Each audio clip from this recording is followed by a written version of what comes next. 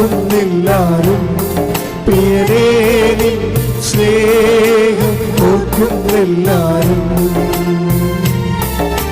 പാടി വാഴ്ത്തുന്നെല്ലാരും പ്രിയനേ നിൻ സ്നേഹം ഓർക്കുന്നെല്ലാരും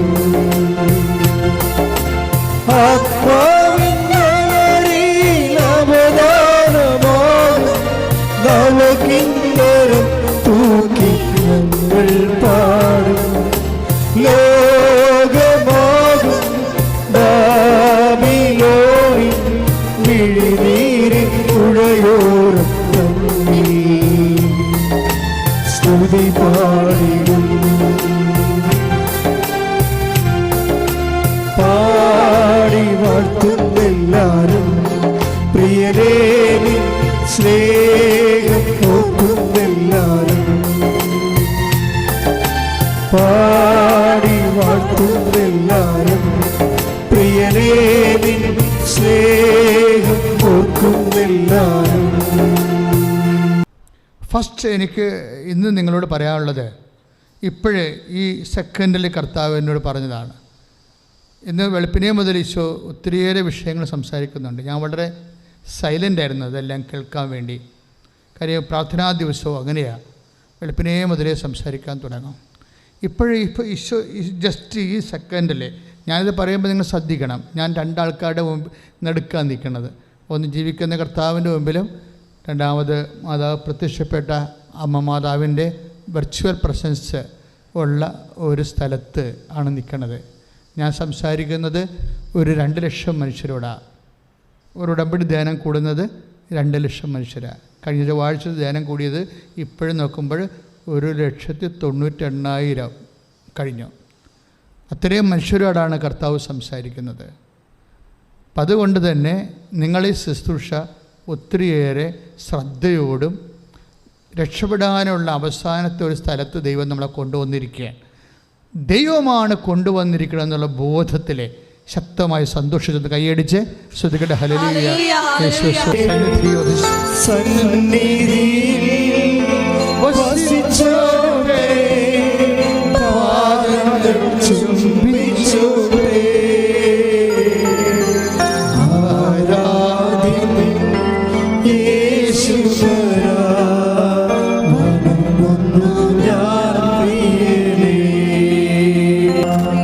അങ്ങനെയൊക്കെ പാടുമ്പോഴേ ഈശോക്കത് തോന്നണം. മറിച്ച് നിങ്ങളൊരു റോബോട്ടാണെന്ന് തോന്നരുത്. ഈ റോബോട്ടുകളില്ലേ, മനുഷ്യയന്ത്രങ്ങൾ, അവരെ കൊണ്ട് നമുക്ക് പാടിക്കാൻ പറ്റും അല്ലേ? പക്ഷെ അത് ആരാധനയായിട്ട് ദൈവം കണക്കിലെടുക്കത്തില്ല. ആത്മാവും ശരീരവും മനസ്സും ബുദ്ധിയും ബോധവും സ്വയം നിർണായകമായ അവകാശങ്ങളും ഒക്കെ ഉള്ള ഒരാൾക്കാരാണ് നമ്മൾ. റോബോട്ടിന് അതില്ലല്ലോ. നമ്മളെല്ലാം റെക്കോർഡ് ചെയ്ത് വെച്ചിരിക്കുകയല്ലേ. എല്ലാം പ്രോഗ്രാംഡാണ്. വിശ്വാസി ഒരു പ്രോഗ്രാംഡ് അല്ല. പക്ഷേ you are praying as if it is programmed as A robot. അതാണ് സംഭവിക്കുന്നത്. നിങ്ങൾ പ്രാർത്ഥിക്കുന്നത് ഒരു പ്രോഗ്രാംഡ് ചെയ്ത റോബോട്ടിനെ പോലെയാണ്. ഇക്കാര്യം അത് നന്മ നിറഞ്ഞ മറിയത്തിനൊക്കെ വരുന്ന ദുരന്തം അതാണ്. നന്മ നിറഞ്ഞ മറിയമൊക്കെ പ്രാർത്ഥിക്കുമ്പോഴേ പെട്ടെന്ന് പരിശുദ്ധ മറിയം തമ്പുരാൻ്റെ അമ്മ എന്ന് പറഞ്ഞ് പ്രാർത്ഥിക്കത്തില്ലേ? It is programmed. മറിച്ച് ഓരോ പ്രാർത്ഥനയുടെയും ഓണർഷിപ്പ് അപ്പോഴപ്പോൾ നിങ്ങൾ സൈൻ ചെയ്ത് പോരണം. Signing prayer. നിങ്ങളൊരു പ്രാർത്ഥന നിങ്ങളുടെ ഉള്ളിൽ നിന്ന് പുറത്തേക്ക് വന്നാൽ നിങ്ങൾ അറിയണം ഞാൻ പ്രാർത്ഥിക്കുകയാണ്. പിന്നെ എന്താണ് പ്രാർത്ഥിക്കണമെന്ന് കൂടി അറിയണം. പിന്നെ ആരോടാണ് പ്രാർത്ഥിക്കണമെന്ന് അറിയണം. അപ്പോൾ അഭിഷേകം ഉണ്ടാവും. കൈനെഞ്ചത്ത് വെച്ച് പ്രാർത്ഥിക്കുക. കർത്താവായ ദൈവമേ, ഈ ആരാധനാ ധ്യാന നിമിഷം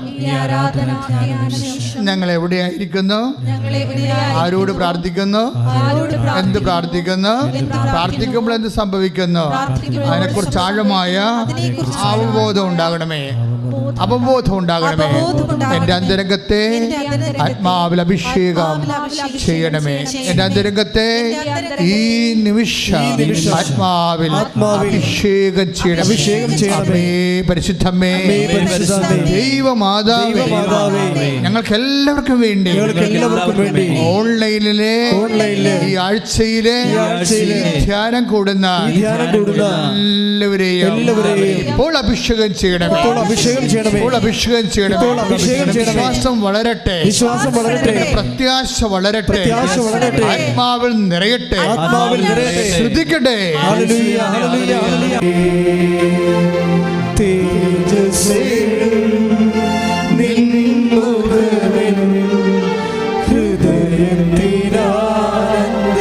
കൈ നെഞ്ചിൽ വെച്ചുകൊണ്ട് പറയുക,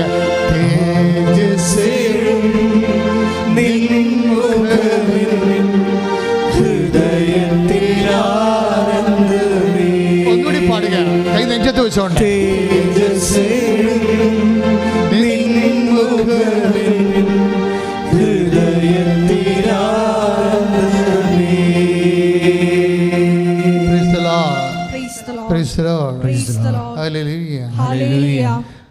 അതായത് നമ്മൾ ചെയ്യുന്നത് മരിയൻ ഉടമ്പടിയാണ്. മരിയൻ ഉടമ്പടി ചെയ്യുമ്പോൾ മറ്റ് പ്രാർത്ഥന രൂപങ്ങളും ഉടമ്പടിയും തമ്മിലുള്ള ഇഫക്ട്സുകൾ എന്താണെന്ന് മനസ്സിലാക്കണം. ആദ്യമായിട്ടും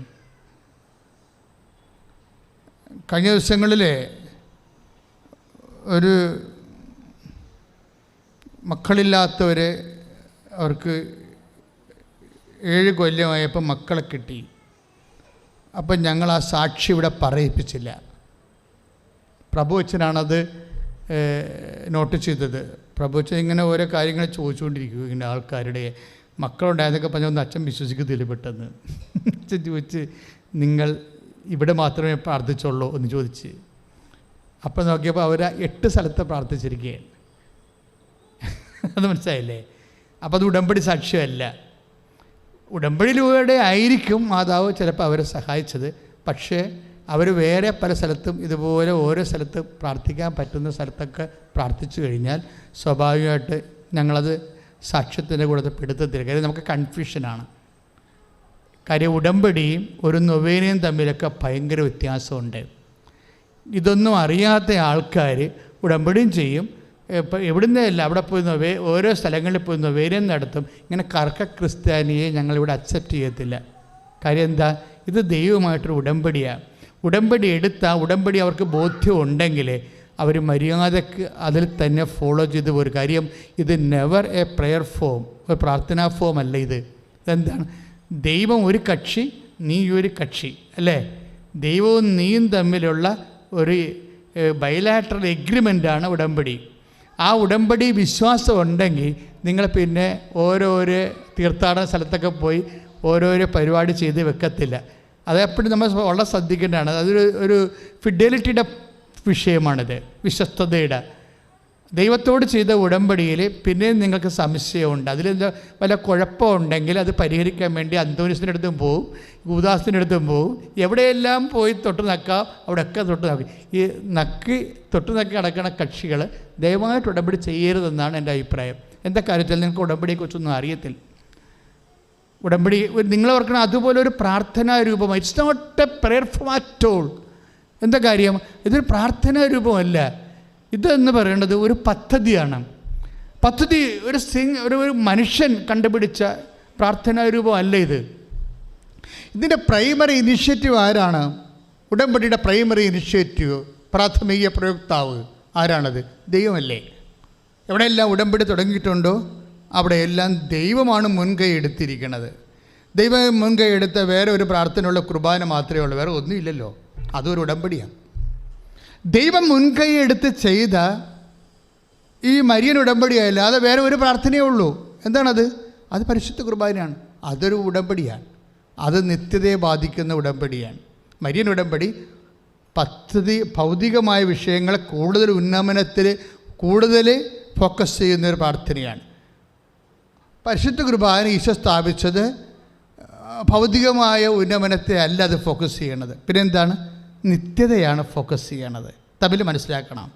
പിതാക്കന്മാർ മരുഭൂമി വെച്ച് മന്ന ഭക്ഷിച്ചു എന്ന് ഞാൻ എപ്പോഴും പറയും. അതുപോലല്ല ഈ അപ്പം. അപ്പം ഭൗതികമല്ല എന്നർത്ഥം ഉറപ്പല്ലേ? കുർബാന ഭൗതികമല്ലെന്ന് ഉറപ്പല്ലേ? പിതാക്കന്മാർ മരുഭൂമി വെച്ച് മന്ന ഭക്ഷിച്ചു, അതുപോലെ അല്ല ഈ അപ്പം. റീഡ് ദ വേഴ്സുകൾ. ശ്രദ്ധിക്കട്ടെ. ഹല്ലേലൂയ. വിശുദ്ധ യോഹന്നാന്റെ സുവിശേഷം 6-ാം അധ്യായം 49 മുതലുള്ള തിരുവചനങ്ങൾ. നമ്മൾ അധികം ശ്രദ്ധിക്കാത്ത കുർബാനയുടെ ഒരു വാക്കാണിത്. വിശുദ്ധ യോഹന്നാന്റെ സുവിശേഷം 6-ാം അധ്യായം 49 തിരുവചനം. Read it. നിങ്ങളുടെ പിതാക്കന്മാർ മരുഭൂമിയിൽ വെച്ച് മരുഭൂമിയിൽ വെച്ച് മന്ന ഭക്ഷിച്ചു, എങ്കിലും അവർ മരിച്ചു. ഇതാകട്ടെ മനുഷ്യൻ ഭക്ഷിക്കുന്നതിന് വേണ്ടി സ്വർഗത്തിൽ നിന്നിറങ്ങിയ അപ്പമാണ്. ഇത് ഭക്ഷിക്കുന്നവൻ മരിക്കുകയില്ല. സ്വർഗത്തിൽ നിന്നിറങ്ങിയ ജീവനുള്ള അപ്പം ഞാനാണ്.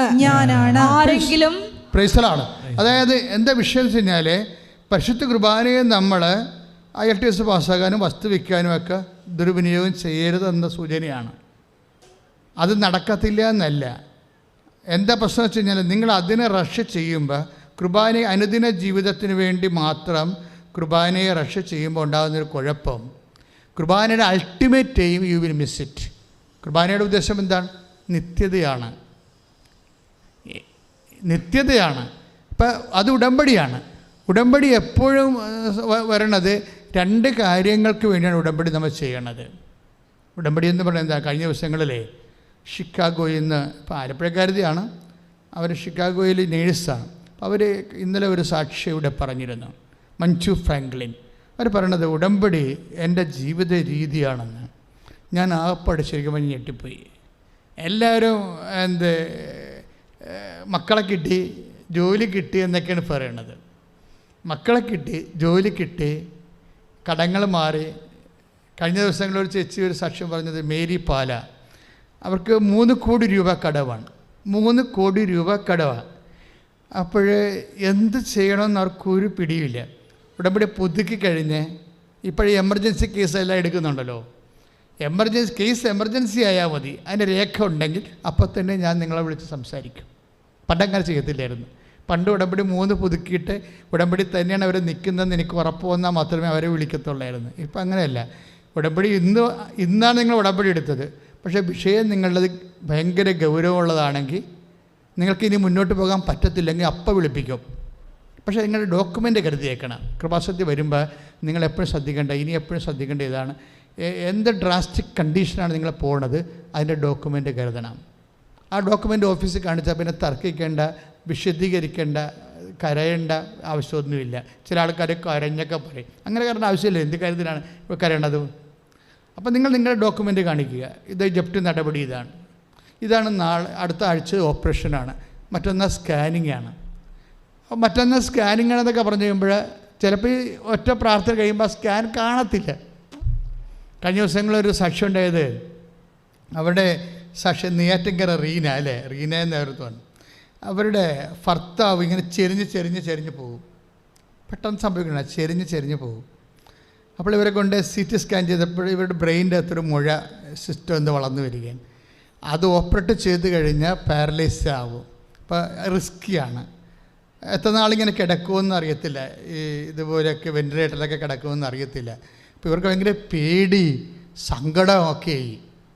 കാര്യം 10-8 ലക്ഷമൊക്കെ രൂപ മുടക്കിയാലേ ആളെ കിട്ടിയാൽ എങ്ങനെ എത്ര കാലം കഴിയുമ്പോഴൊക്കെ ജോലിക്ക് പോകാൻ പറ്റും? ഇന്ന് ജോലിക്ക് പോകാൻ തന്നെ പറ്റുമോ?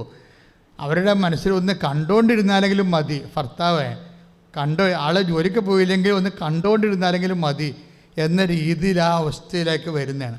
പക്ഷേ ഒറ്റ പ്രേയർ കൊണ്ട് 2 CT സ്കാൻ കാണുമ്പോൾ ആ മുഴ അവിടെ ഉണ്ട്. അതിന് ഓപ്പറേഷൻ ഡേറ്റ് നിശ്ചയിച്ചു.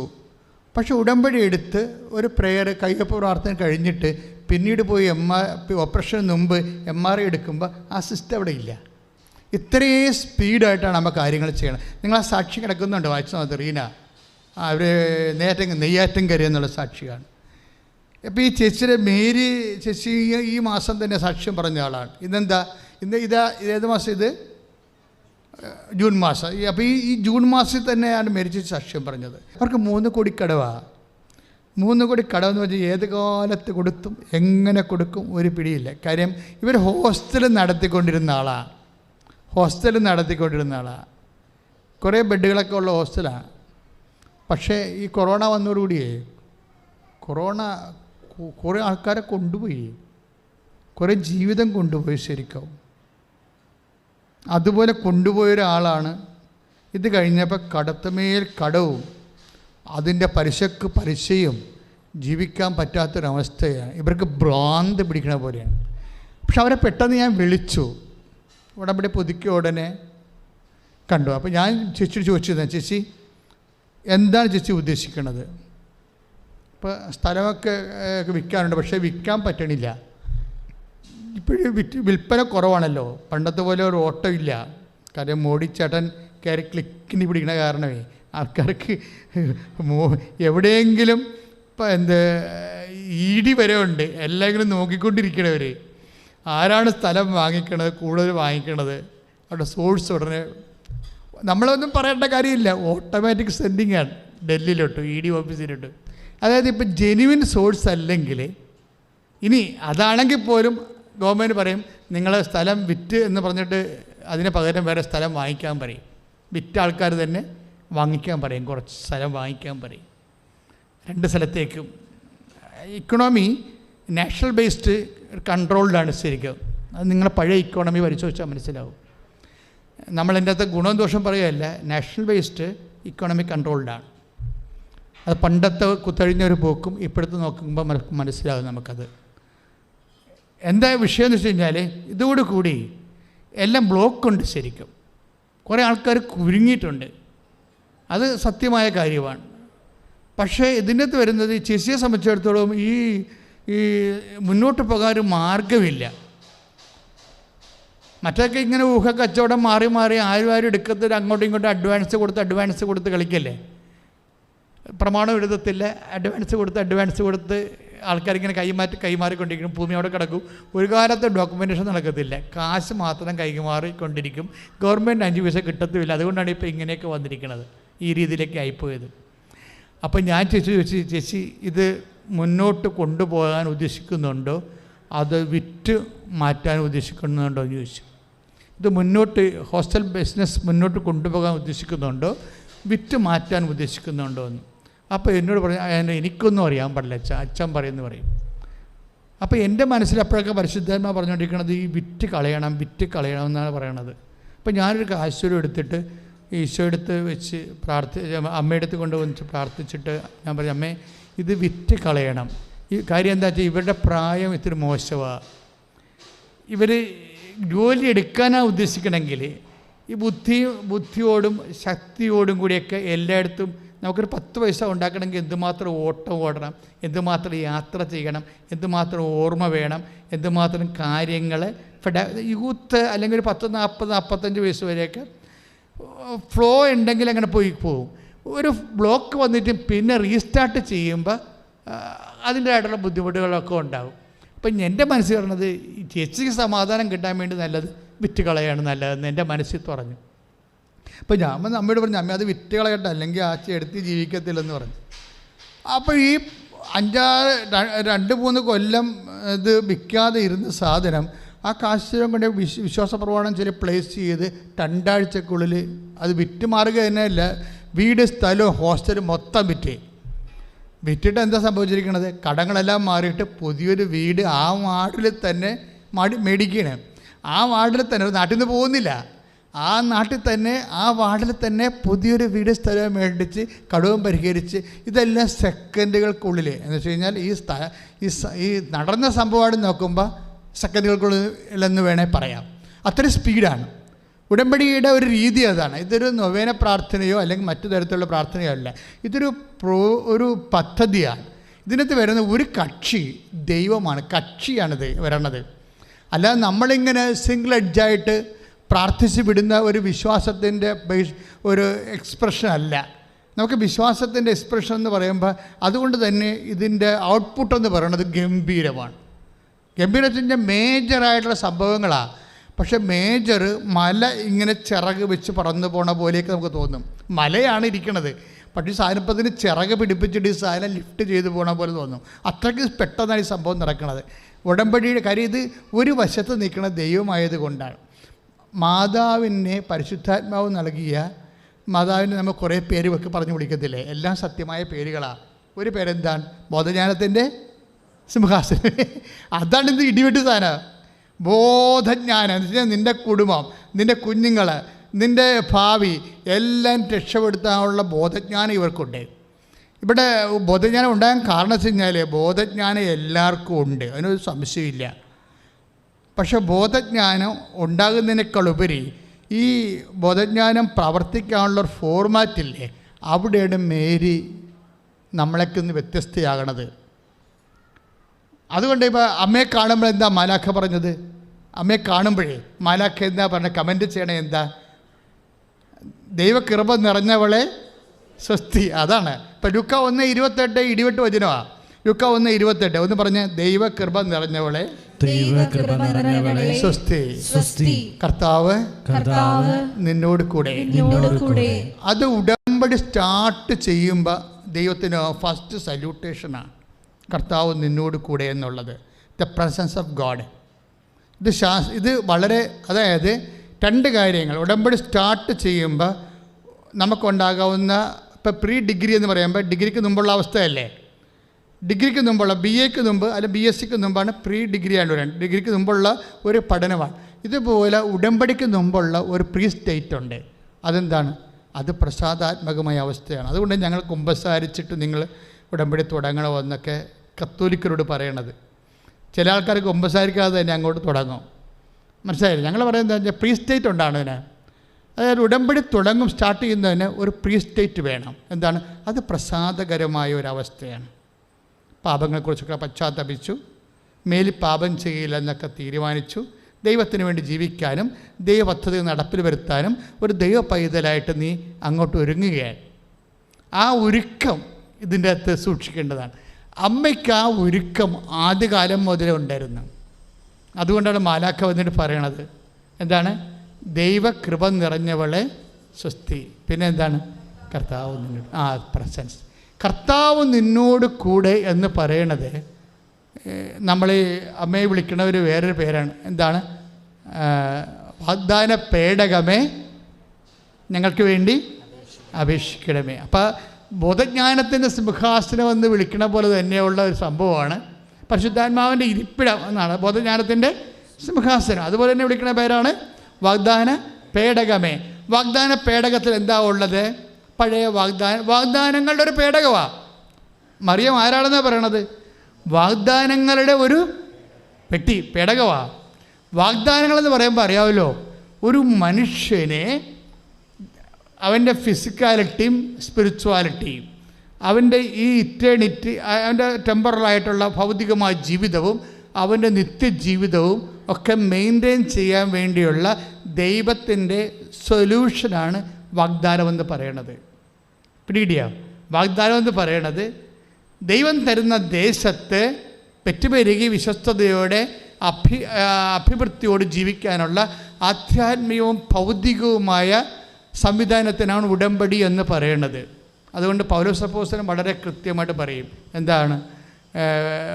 ശാരീരികമായ ചില മതങ്ങളിലൊക്കെ ശാരീരികമായ കുറേ എക്സർസൈസൊക്കെ ഇല്ലേ? അപ്പോൾ പൗലോസ് അപ്പോസ്തലൻ പറയും ഇതൊക്കെ കൊണ്ട് കുറച്ച് കാര്യങ്ങൾ കൊണ്ട് ഇല്ലെന്നൊന്നും ബൈബിൾ പറയത്തില്ല.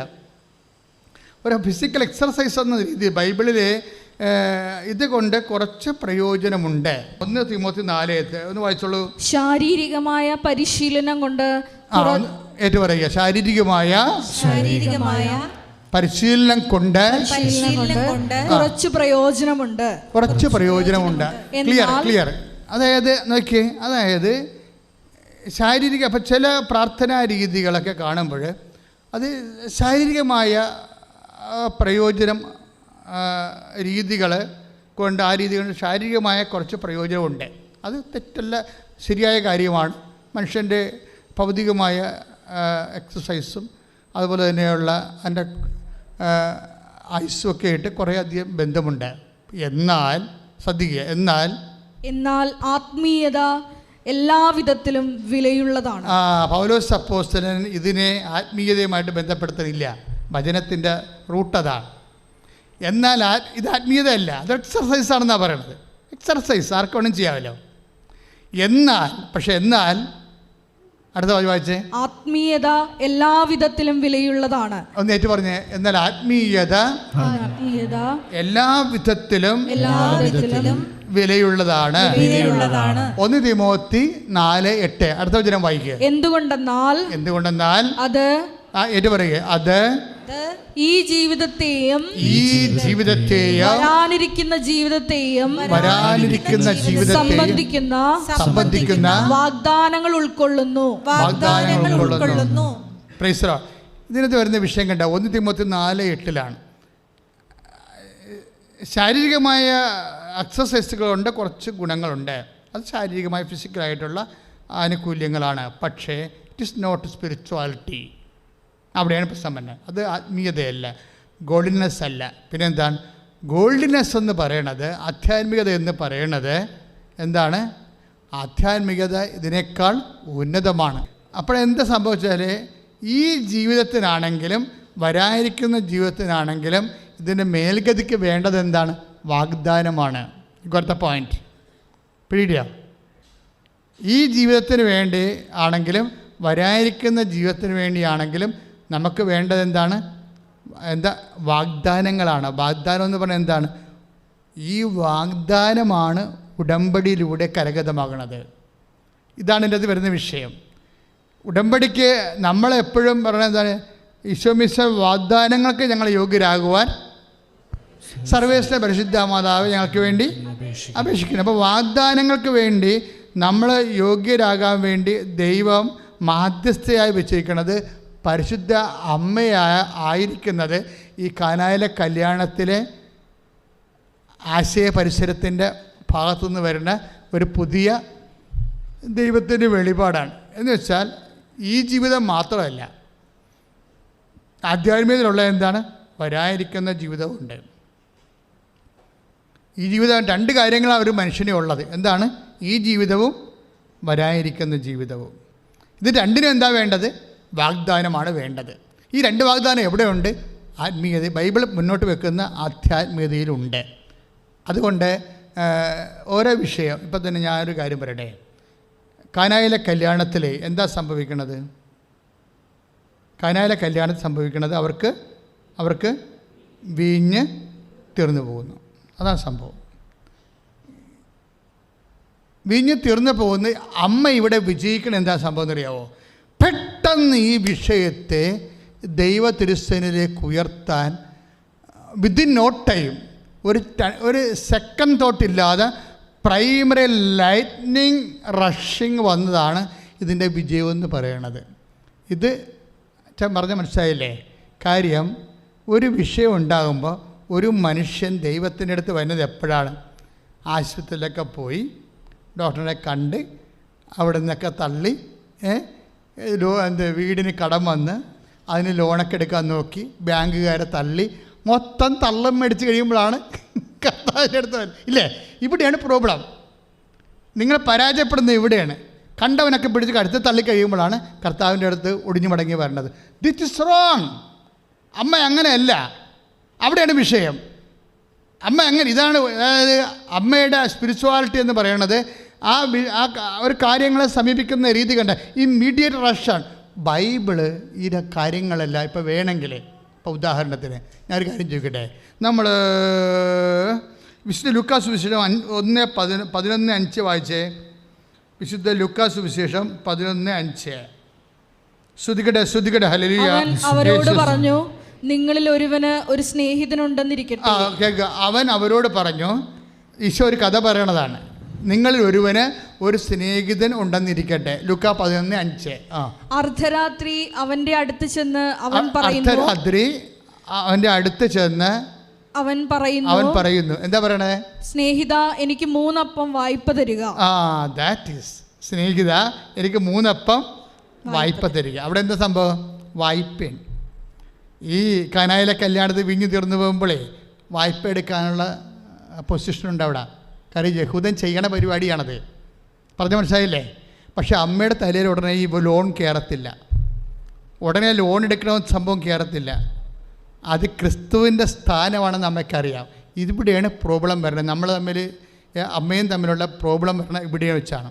അമ്മയ്ക്ക് പെട്ടെന്ന് അതെന്താണ്, ഈ 11:05 എന്താ സംഭവിക്കണത്? ഒരു എമർജൻസിയാണ് വരണത്. ഒരുത്തൻ്റെ വീട്ടിൽ രാത്രി വേറൊരു ഗസ്റ്റ് വരികയെ, വിശുദ്ധ ലൂക്കാൻ്റെ സുവിശേഷമാണ്. അവർ ഉറങ്ങിക്കഴിഞ്ഞാണ് ആ ഗസ്റ്റ് വരുന്നത്. കർത്താവ് ആ കഥ കൊണ്ടുവന്ന് ബ്രിമ്മിലിങ്ങനെ എഡ്ജിൽ നിർത്തിയിരിക്കുകയാണ്. കാര്യം വേറെ ഒരു പണിയും നടക്കാത്ത ഒരു സിറ്റുവേഷനിൽ കൊണ്ടുവന്ന് നിൽക്കണത്. വേറെ ഒരു പണിയും വേറെ ഏതെങ്കിലും തരത്തിൽ നമുക്ക് ഒന്ന് കൈകാര്യം ചെയ്യാൻ പറ്റാത്ത രീതിയിൽ ഒരു ഇരുട്ടത്ത് കൊണ്ടുവന്ന് ആ വിഷയം നിർത്തുകയാണ്. ഇരുട്ടത്ത് നടക്കേണ്ട ഒരു കഥയാണത്, അല്ലേ? ഒരു അർദ്ധരാത്രിയാണ് നടക്കുന്നത്. അർദ്ധരാത്രി നമ്മുടെ ജീവിതത്തിൽ ഇതുപോലെ ചില സമയത്ത് നമ്മൾ ഇരുട്ടിലായി പോകും. എന്ത് ചെയ്യണമെന്ന് അറിയാൻ പാടില്ലാത്തൊരവസ്ഥയാണ് ഇരുട്ടെന്ന് പറയുന്നത്. എന്നിട്ട് ഇരുട്ടിൽ ഒരു ഗസ്റ്റ് വരികയാണ്. അപ്പോൾ ഒരു ഇരുട്ടിൽ ആകപ്പാട് ചുറ്റും ഇരുട്ട്. അപ്പോൾ ഒരു വിഷയം ഇങ്ങനെ ഡെവലപ്പ് ചെയ്ത് വരും, നമുക്കൊരു അത്യാവശ്യം ഡെവലപ്പ് ചെയ്ത് വരും. ഇപ്പം നിൻ്റെ അപ്പം തന്നെ രാത്രി നെഞ്ചുവേദന എന്ന് പറയണത് രാത്രി 2 മണിക്കായിരിക്കും. നമ്മളിതിരിട്ടായി. നമ്മളെന്താ ചെയ്യണത്? ഉടനെ തടകി കൊടുക്കും ആദ്യം. അപ്പോഴും ഭാര്യ വിശ്വാസപ്രമാണം ചെല്ലത്തില്ല, തടകാനേ അറിയാൻ പറ്റത്തുള്ളൂ. ഫിസിക്കൽ ഇതവിടെ പ്രോബ്ലം. ഇതിനെ കഴിഞ്ഞാൽ ഒരു വിഷയം, ഇതിൻ്റെ ഒരു പ്രയോറിറ്റിയുടെ പ്രശ്നമുണ്ട്. ആധ്യാത്മികത എന്ന് പറയുമ്പോൾ ആദ്യത്തെ ഫസ്റ്റ് ആക്ഷൻ തന്നെ ദൈവികമായിരിക്കണം. നമ്മൾ മാതാവിലേക്ക് വളർന്നു വരുമ്പോൾ ശ്രദ്ധിക്കേണ്ട. ഇപ്പം നിങ്ങളുടെ ഭർത്താവ് 2 മണിക്ക് എഴുന്നേറ്റ് പറഞ്ഞു, ഇടി എനിക്കത് എൻജോയ് എടുക്കണമല്ലോ അടിയായിരുന്നു. അപ്പോൾ ഉടനെ നിങ്ങളെന്താ പറയണത്? ഗ്യാസായിരിക്കും. നിങ്ങൾക്ക് കഴിയാൻ കുഴപ്പമാണെന്നറിയാം. എന്നാലും നിങ്ങൾ ചുമ്മാ ആശ്വസിപ്പിക്കാൻ പറയും ഗ്യാസ്. മനുഷ്യൻ്റെ പൊളി വർത്താനം ആദ്യം പറയും, ദൈവവചനമല്ല പറയണത്. എന്താ പറയണത്? ഗ്യാസായിരിക്കും എന്ന് പറഞ്ഞിട്ട് നെഞ്ചിട്ട് ചവിട്ടി തീരുമാനം തുടങ്ങും. എന്നിട്ട് ആരോടും പറയും, ഓട്ടോ വിളിക്കാൻ പറയും, അല്ലേ? ആ ഒരു പൊസിഷൻ, ഈ ഒരു മോഡ് ഓഫ് ഓപ്പറേഷനിൽ നിന്ന് നിങ്ങൾ രക്ഷപ്പെടണം. കാര്യം വെച്ചാൽ ഇവിടെ ഓട്ടോമാറ്റിക്കായിട്ട് യേശുവിൻ്റെ അടുത്തേക്ക് റഷ് ചെയ്യാൻ പറ്റുന്ന ഇതിന് ഗ്യാപ്പില്ലല്ലോ. അതായത് നമ്മളുടെ ഓരോ പ്രോബ്ലംസിനും മാനുഷികമായി പരിഹരിക്കാനുള്ള ഒരു ഉത്തേജനമാണ് നമുക്ക് പ്രൈമറി ആയിട്ട് ഒരു ഫിസിക്കൽ മനുഷ്യന് കിട്ടുന്നത്. മനസ്സിലായില്ലേ? ഒരു വിഷയം വന്നാൽ അതിന് മാനുഷികമായി പരിഹരിക്കാനുള്ള ഒരു ടെൻഡൻസിയാണ് നമുക്കുള്ളത്. ജഡിക മനുഷ്യൻ്റെ ഒരു അവസ്ഥ അതാണ്. ഇതിൽ നിന്ന് നമ്മൾ രക്ഷപ്പെടണം. അമ്മയ്ക്ക് വേണമെങ്കിൽ ഈ വിഷയം വേറെ നിങ്ങളൊരു വചനം വായിച്ചു, അതായത് ഈ മത്തായിയുടെ സുവിശേഷം 25:9-10. വിവേകമതികൾ മറുപടി പറഞ്ഞു, ഞങ്ങൾക്കും നിങ്ങൾക്കും മതിയാകാതെ വരുമെന്നതിനാൽ നിങ്ങൾ വിൽപ്പനക്കാരുടെ അടുത്ത് പോയി വാങ്ങിക്കൊള്ളുവിൻ. അതായത് അവിടെ എന്താണ്? ബുദ്ധിയുള്ള കന്യകമാരും വിവേകമുള്ള കന്യകമാരും വിവേകമില്ലാത്ത കന്യകമാരുമാണ്. ഇവിടെ എന്താണ്?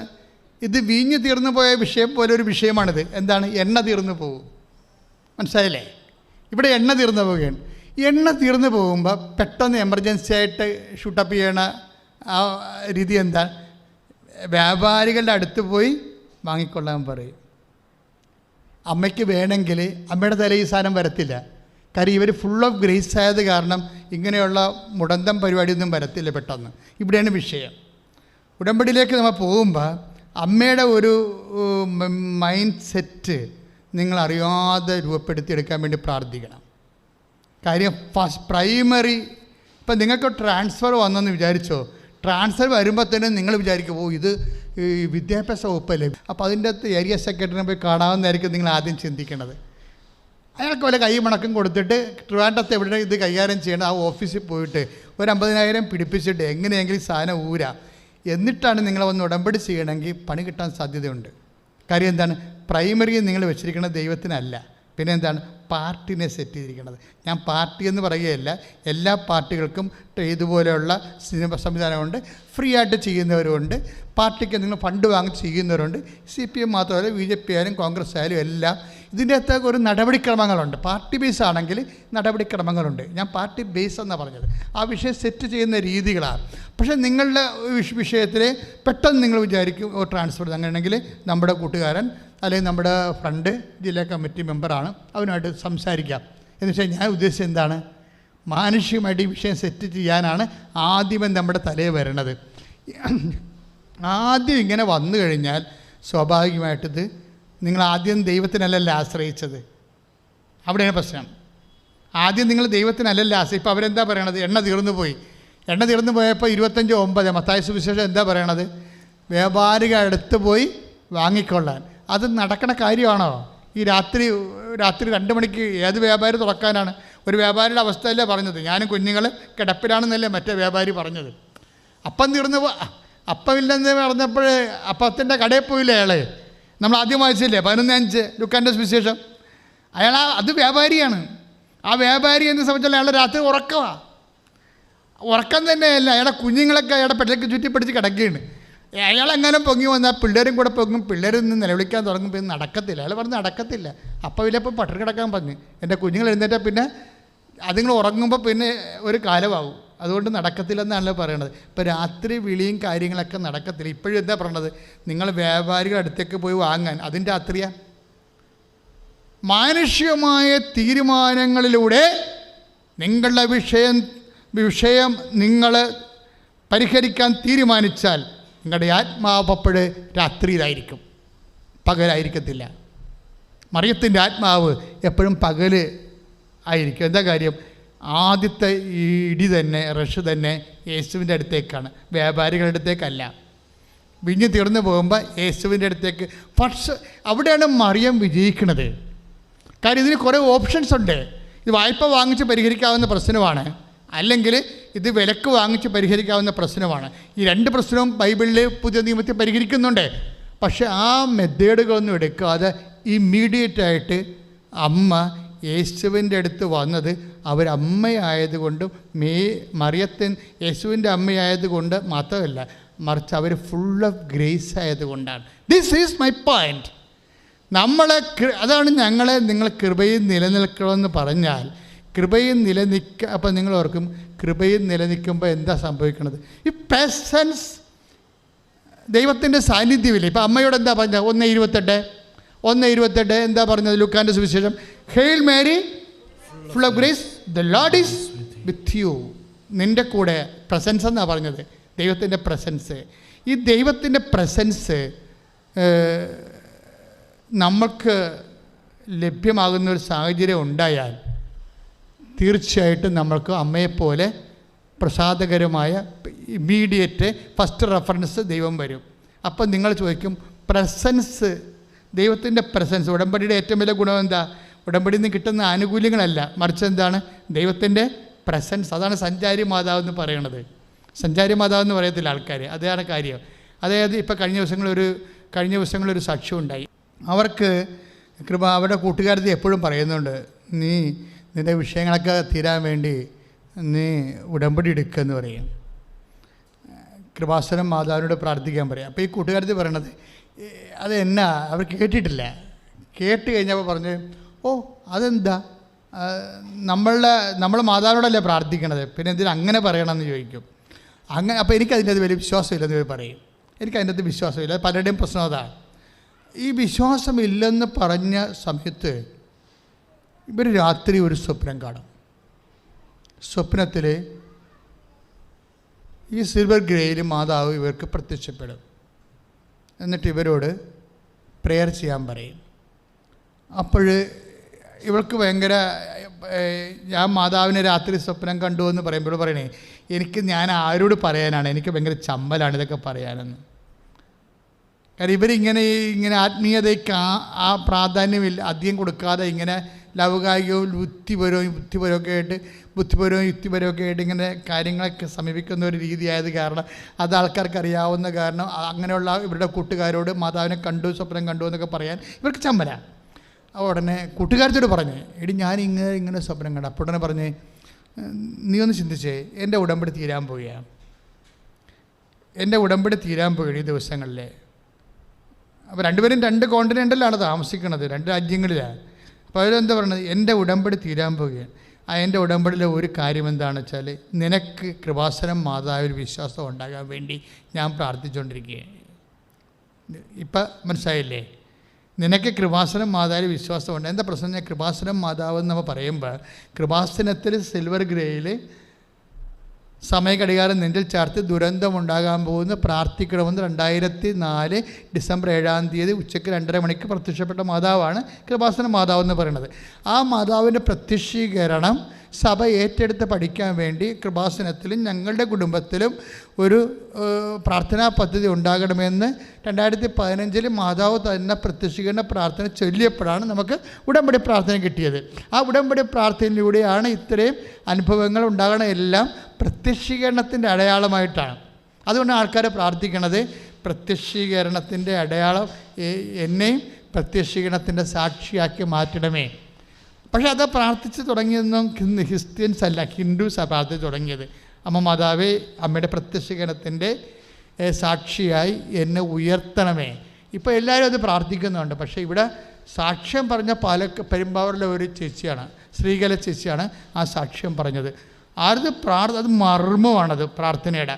ആ മർമ്മത്തെ തൊട്ട് കഴിഞ്ഞാൽ അപ്പം വിവരം അറിയും.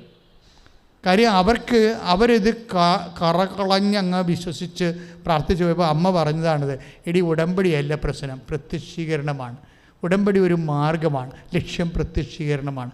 പ്രത്യക്ഷീകരണം അത് ഏറ്റെടുത്ത് പഠിക്കാൻ വേണ്ടി പ്രാർത്ഥിക്കാൻ പറഞ്ഞു.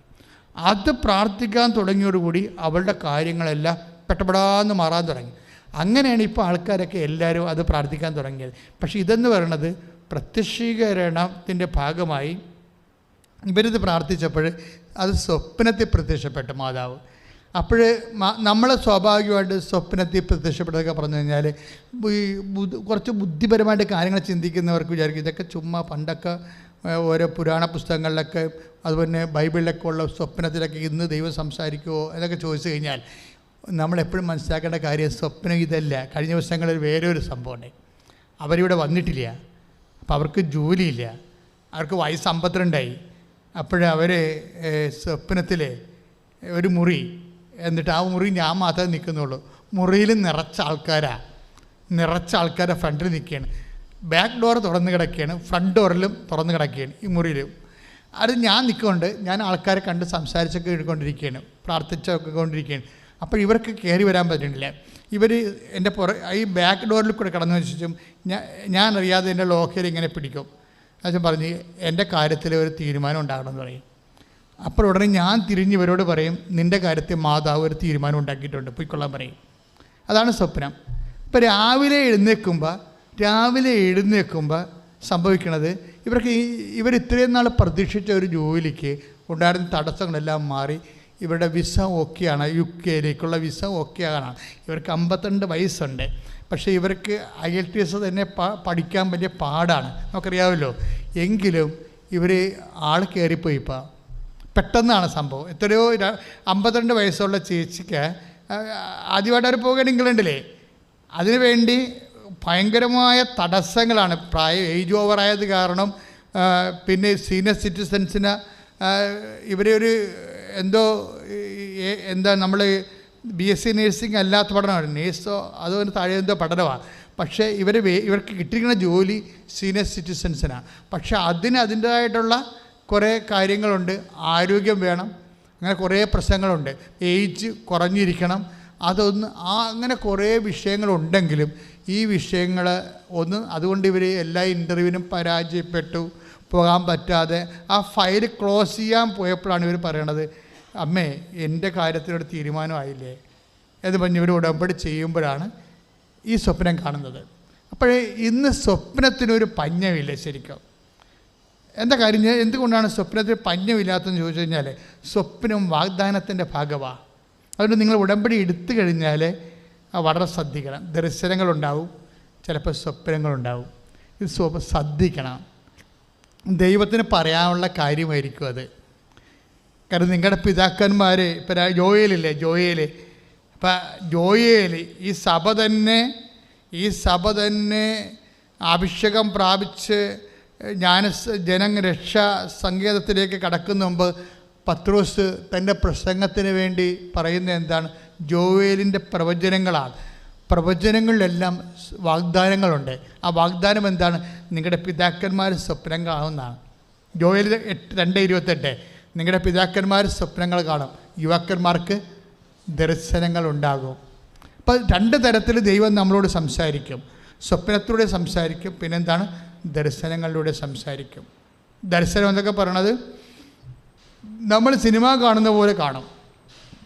ദർശനം കാണുന്നത് വെച്ചാൽ നമ്മുടെ ഉള്ളിൽ നമ്മളൊന്നും അറിയത്തില്ല, നമ്മൾ കണ്ടോണ്ടേ ഇരിക്കും ഈ സംഭവം. കഴിഞ്ഞ ആ സാക്ഷ്യം എന്താ, എപ്പോഴും ഞാൻ പറയുന്ന ഒരു സാക്ഷ്യമാണ്. അതായത് CRZ ബ്ലോക്കുള്ള ചേച്ചിയാണ്. CRZ എന്ന് പറഞ്ഞാൽ എന്താണ്, കോസ്റ്റൽ റെഗുലേഷൻ ആക്ട്. അവർക്ക് വീട് വെക്കാൻ അവിടെ പുഴയോരത്താണ് താമസിക്കുന്നത്, അത് ഉറഞ്ഞു പോയി, ഇനി അവിടെ വീട് വെക്കാൻ പറ്റത്തില്ല. പക്ഷെ അവർക്ക് വേറെ സ്ഥലമില്ല. അവർ വേറെ സ്ഥലത്ത് കൊണ്ടുപോയി, അവരുടെ അടുത്തുള്ള സ്ഥലത്ത് കൊണ്ടുപോയി വീട് വെക്കുമ്പോൾ 1 മീറ്റർ 2 മീറ്റർ പുഴയോരത്തേക്ക് 20 മീറ്റർ വേണ്ടേ, 20 മീറ്റർ കഴിഞ്ഞല്ലേ വീട് വെക്കാൻ പറ്റത്തുള്ളൂ. അത് കയറി നിൽക്കുകയാണ്. അപ്പോൾ പഞ്ചായത്ത് സെക്രട്ടറി 7 മാസമായിട്ട് കൊടുക്കത്തില്ല. പഞ്ചായത്ത് സെക്രട്ടറി 7 മാസമായിട്ട് കൊടുക്കത്തില്ല. കാര്യം എന്താണ്, CRZ ലംഘിച്ച് നിൽക്കുകയാണ്. കൊടുത്ത ആരെങ്കിലും കംപ്ലയിൻറ്റ് ചെയ്താൽ അയാളുടെ ജോലി തെറിക്കും. അതുകൊണ്ട് അയാൾ ചെയ്യത്തില്ല. ആ കിട്ടത്തില്ലെന്ന് ഉറപ്പായി കഴിയുമ്പോൾ, വീടിന് നമ്പർ കിട്ടാത്തില്ലെന്ന് ഉറപ്പായി കഴിയുമ്പോൾ ഈ വലിയമ്മ വന്ന് സാക്ഷ്യം ചെയ്യും. വലിയമ്മ വന്ന് ഉടമ്പടി ചെയ്യും. ഉടമ്പടി ചെയ്ത് കഴിഞ്ഞിട്ട് വീട്ടിൽ ചെല്ലുമ്പോൾ ഇവർക്ക് ഒരു ധാരണ വരും. എന്താ കാര്യം, ഇപ്പം നിങ്ങളല്ലേ, ഇപ്പോൾ നമ്മൾ ഇവിടെ മനസ്സിൽ തോന്നും ഈ ഉടമ്പടി തിരികൾ, പച്ചനീരൻ തിരികൾ കൊണ്ടുപോയി പുതിയ വീട്ടിൽ, ഈ നിയമം ലംഘിച്ച് വെച്ചിരിക്കുന്ന വീട്ടിൽ കൊണ്ടുപോയി കത്തിച്ച് വെക്കാൻ. ഉടനെ ചേർത്ത് കൊണ്ടുപോയി അവിടെ കൊണ്ട് കത്തിച്ച് വെച്ചിട്ട് പ്രത്യക്ഷീകരണ പ്രാർത്ഥന ചൊല്ലും. പ്രത്യക്ഷീകരണ പ്രാർത്ഥന ചെല്ലുമ്പോൾ അവർക്കുടനെ പച്ചപ്പൂക്കൾ അടർന്നു വീഴും. ദർശനമാണത്. പച്ചപ്പൂക്കൾ അടർന്നു വീഴും. അതവർക്ക് കാണാം, പച്ചപ്പൂക്കൾ അടർന്നു വീഴണത്. അത് സ്വപ്നമല്ല, ദർശനമാണ്. ഇവർ പിറ്റേ ദിവസം വന്ന് നേരെ പഞ്ചായത്തിൽ പോയിട്ട് പറയും, സാറേ എന്ന് വിളിക്കണമെമ്പോൾ തന്നെ സെക്രട്ടറി പറയും, ചേർത്ത് ഇതേ നിങ്ങളുടെ നമ്പർ എഴുതി വെച്ചിട്ടുണ്ട്, എടുത്തിട്ട് പോയി കാണാൻ പറയും. ഇത്രയും സ്പീഡാണിത്. ആ സാക്ഷ്യം നിങ്ങൾ എപ്പോഴും ഉടമ്പടി നിൽക്കുമ്പോൾ 2 സാക്ഷ്യമെങ്കിലും ഒരു ദിവസം കേൾക്കണം. 2 സാക്ഷ്യമെങ്കിലും. എന്താ കാര്യം വെച്ച് കഴിഞ്ഞാൽ ഈ നിയമപരമായിട്ട് കിട്ടാൻ സാധ്യതയില്ലാത്തൊരു വിഷയമാണിത്. പക്ഷേ നിയമപരമായിട്ട് കിട്ടാത്തതാണെങ്കിലും ഉടമ്പടി ചെയ്യുമ്പോൾ സ്വാഭാവികമായിട്ട് നടക്കാത്ത കാര്യങ്ങൾ ദൈവം നടത്തുന്ന ദൈവമാണെന്ന് അറിയാൻ വേണ്ടിയാണ് പച്ചപ്പൂക്കൾ. പ്രതീകമാണ്. എന്താണ്, പച്ചപ്പൂക്കൾ ഇല്ലല്ലോ, പ്രകൃതിയിലില്ലല്ലോ. പ്രകൃതിയിൽ നീലപ്പൂക്കളും മഞ്ഞപ്പൂക്കളും ചുവപ്പ് പൂക്കളൊക്കെ അല്ലേ ഉള്ളൂ, വെള്ളപ്പൂക്കളേ ഉള്ളൂ. പച്ചപ്പൂക്കൾ കുറവായിരിക്കും, വളരെ 1% കാണത്തുള്ളൂ. എന്ന് വെച്ചതിൻ്റെ അർത്ഥം എന്താണ്, നിയമപരമായിട്ട് സ്വാഭാവികമായിട്ട് ഈ സംഭവം നടക്കത്തില്ല.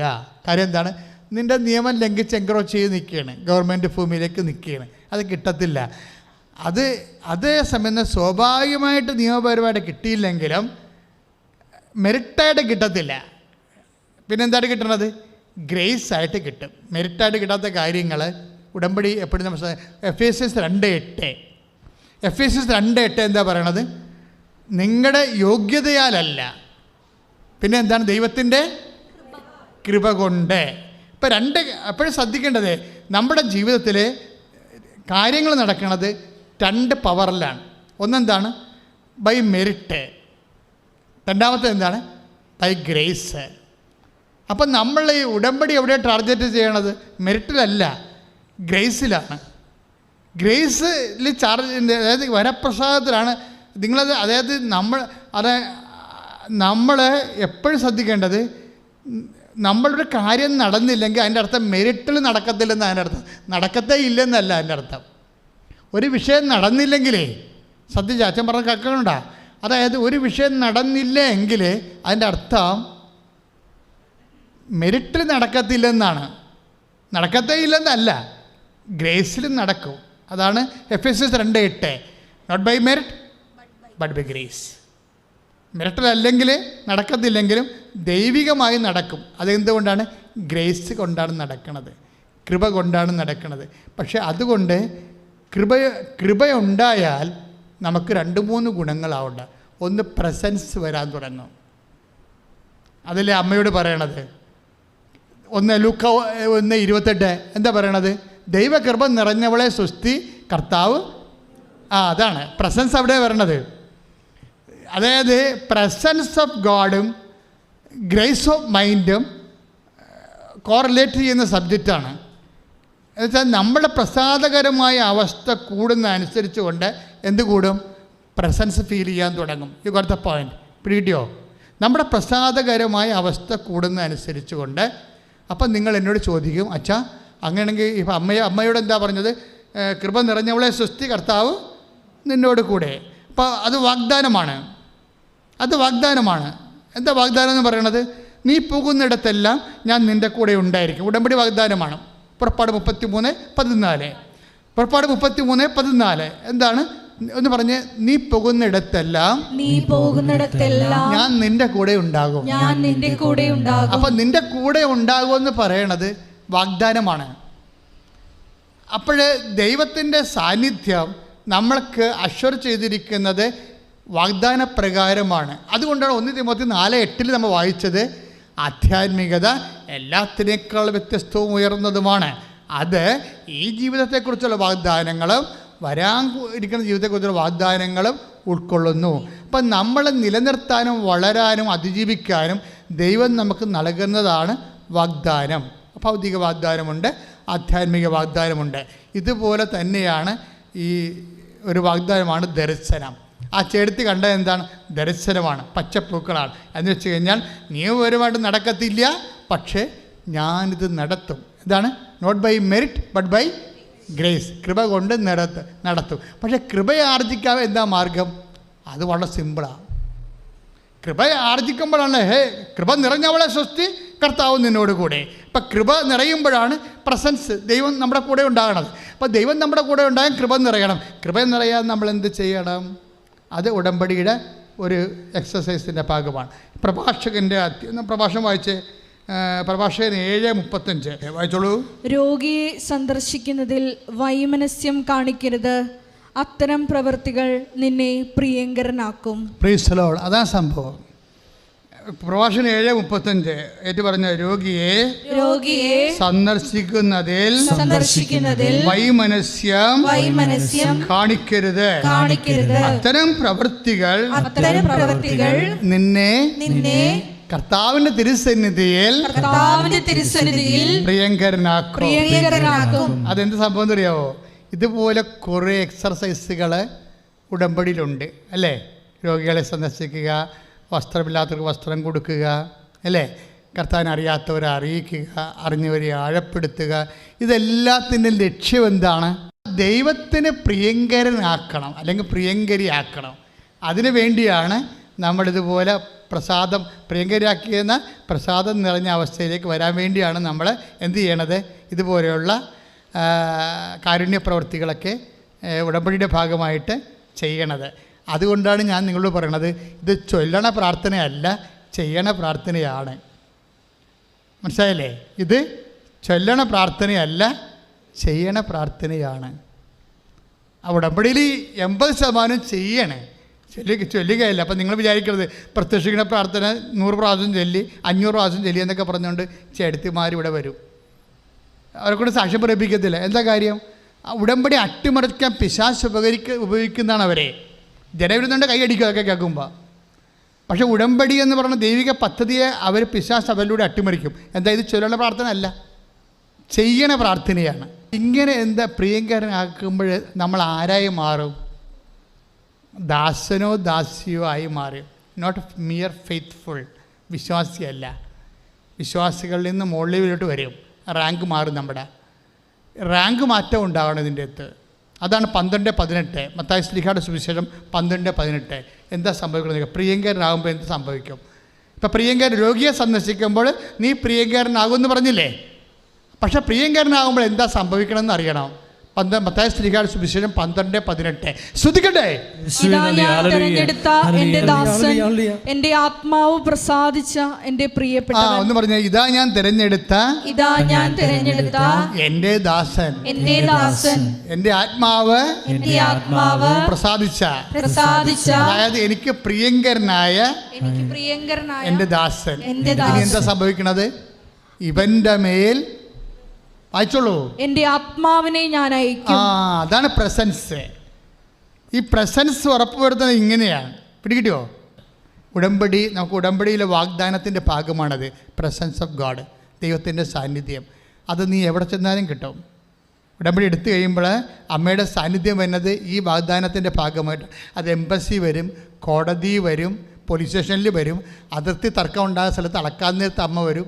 എവിടെയാണ് നിനക്ക് വരേണ്ടത് അവിടെ എല്ലാം വന്നിരിക്കും. എല്ലാം ICUവിൽ വരും, വെൻറ്റിലേറ്ററിൽ വരും.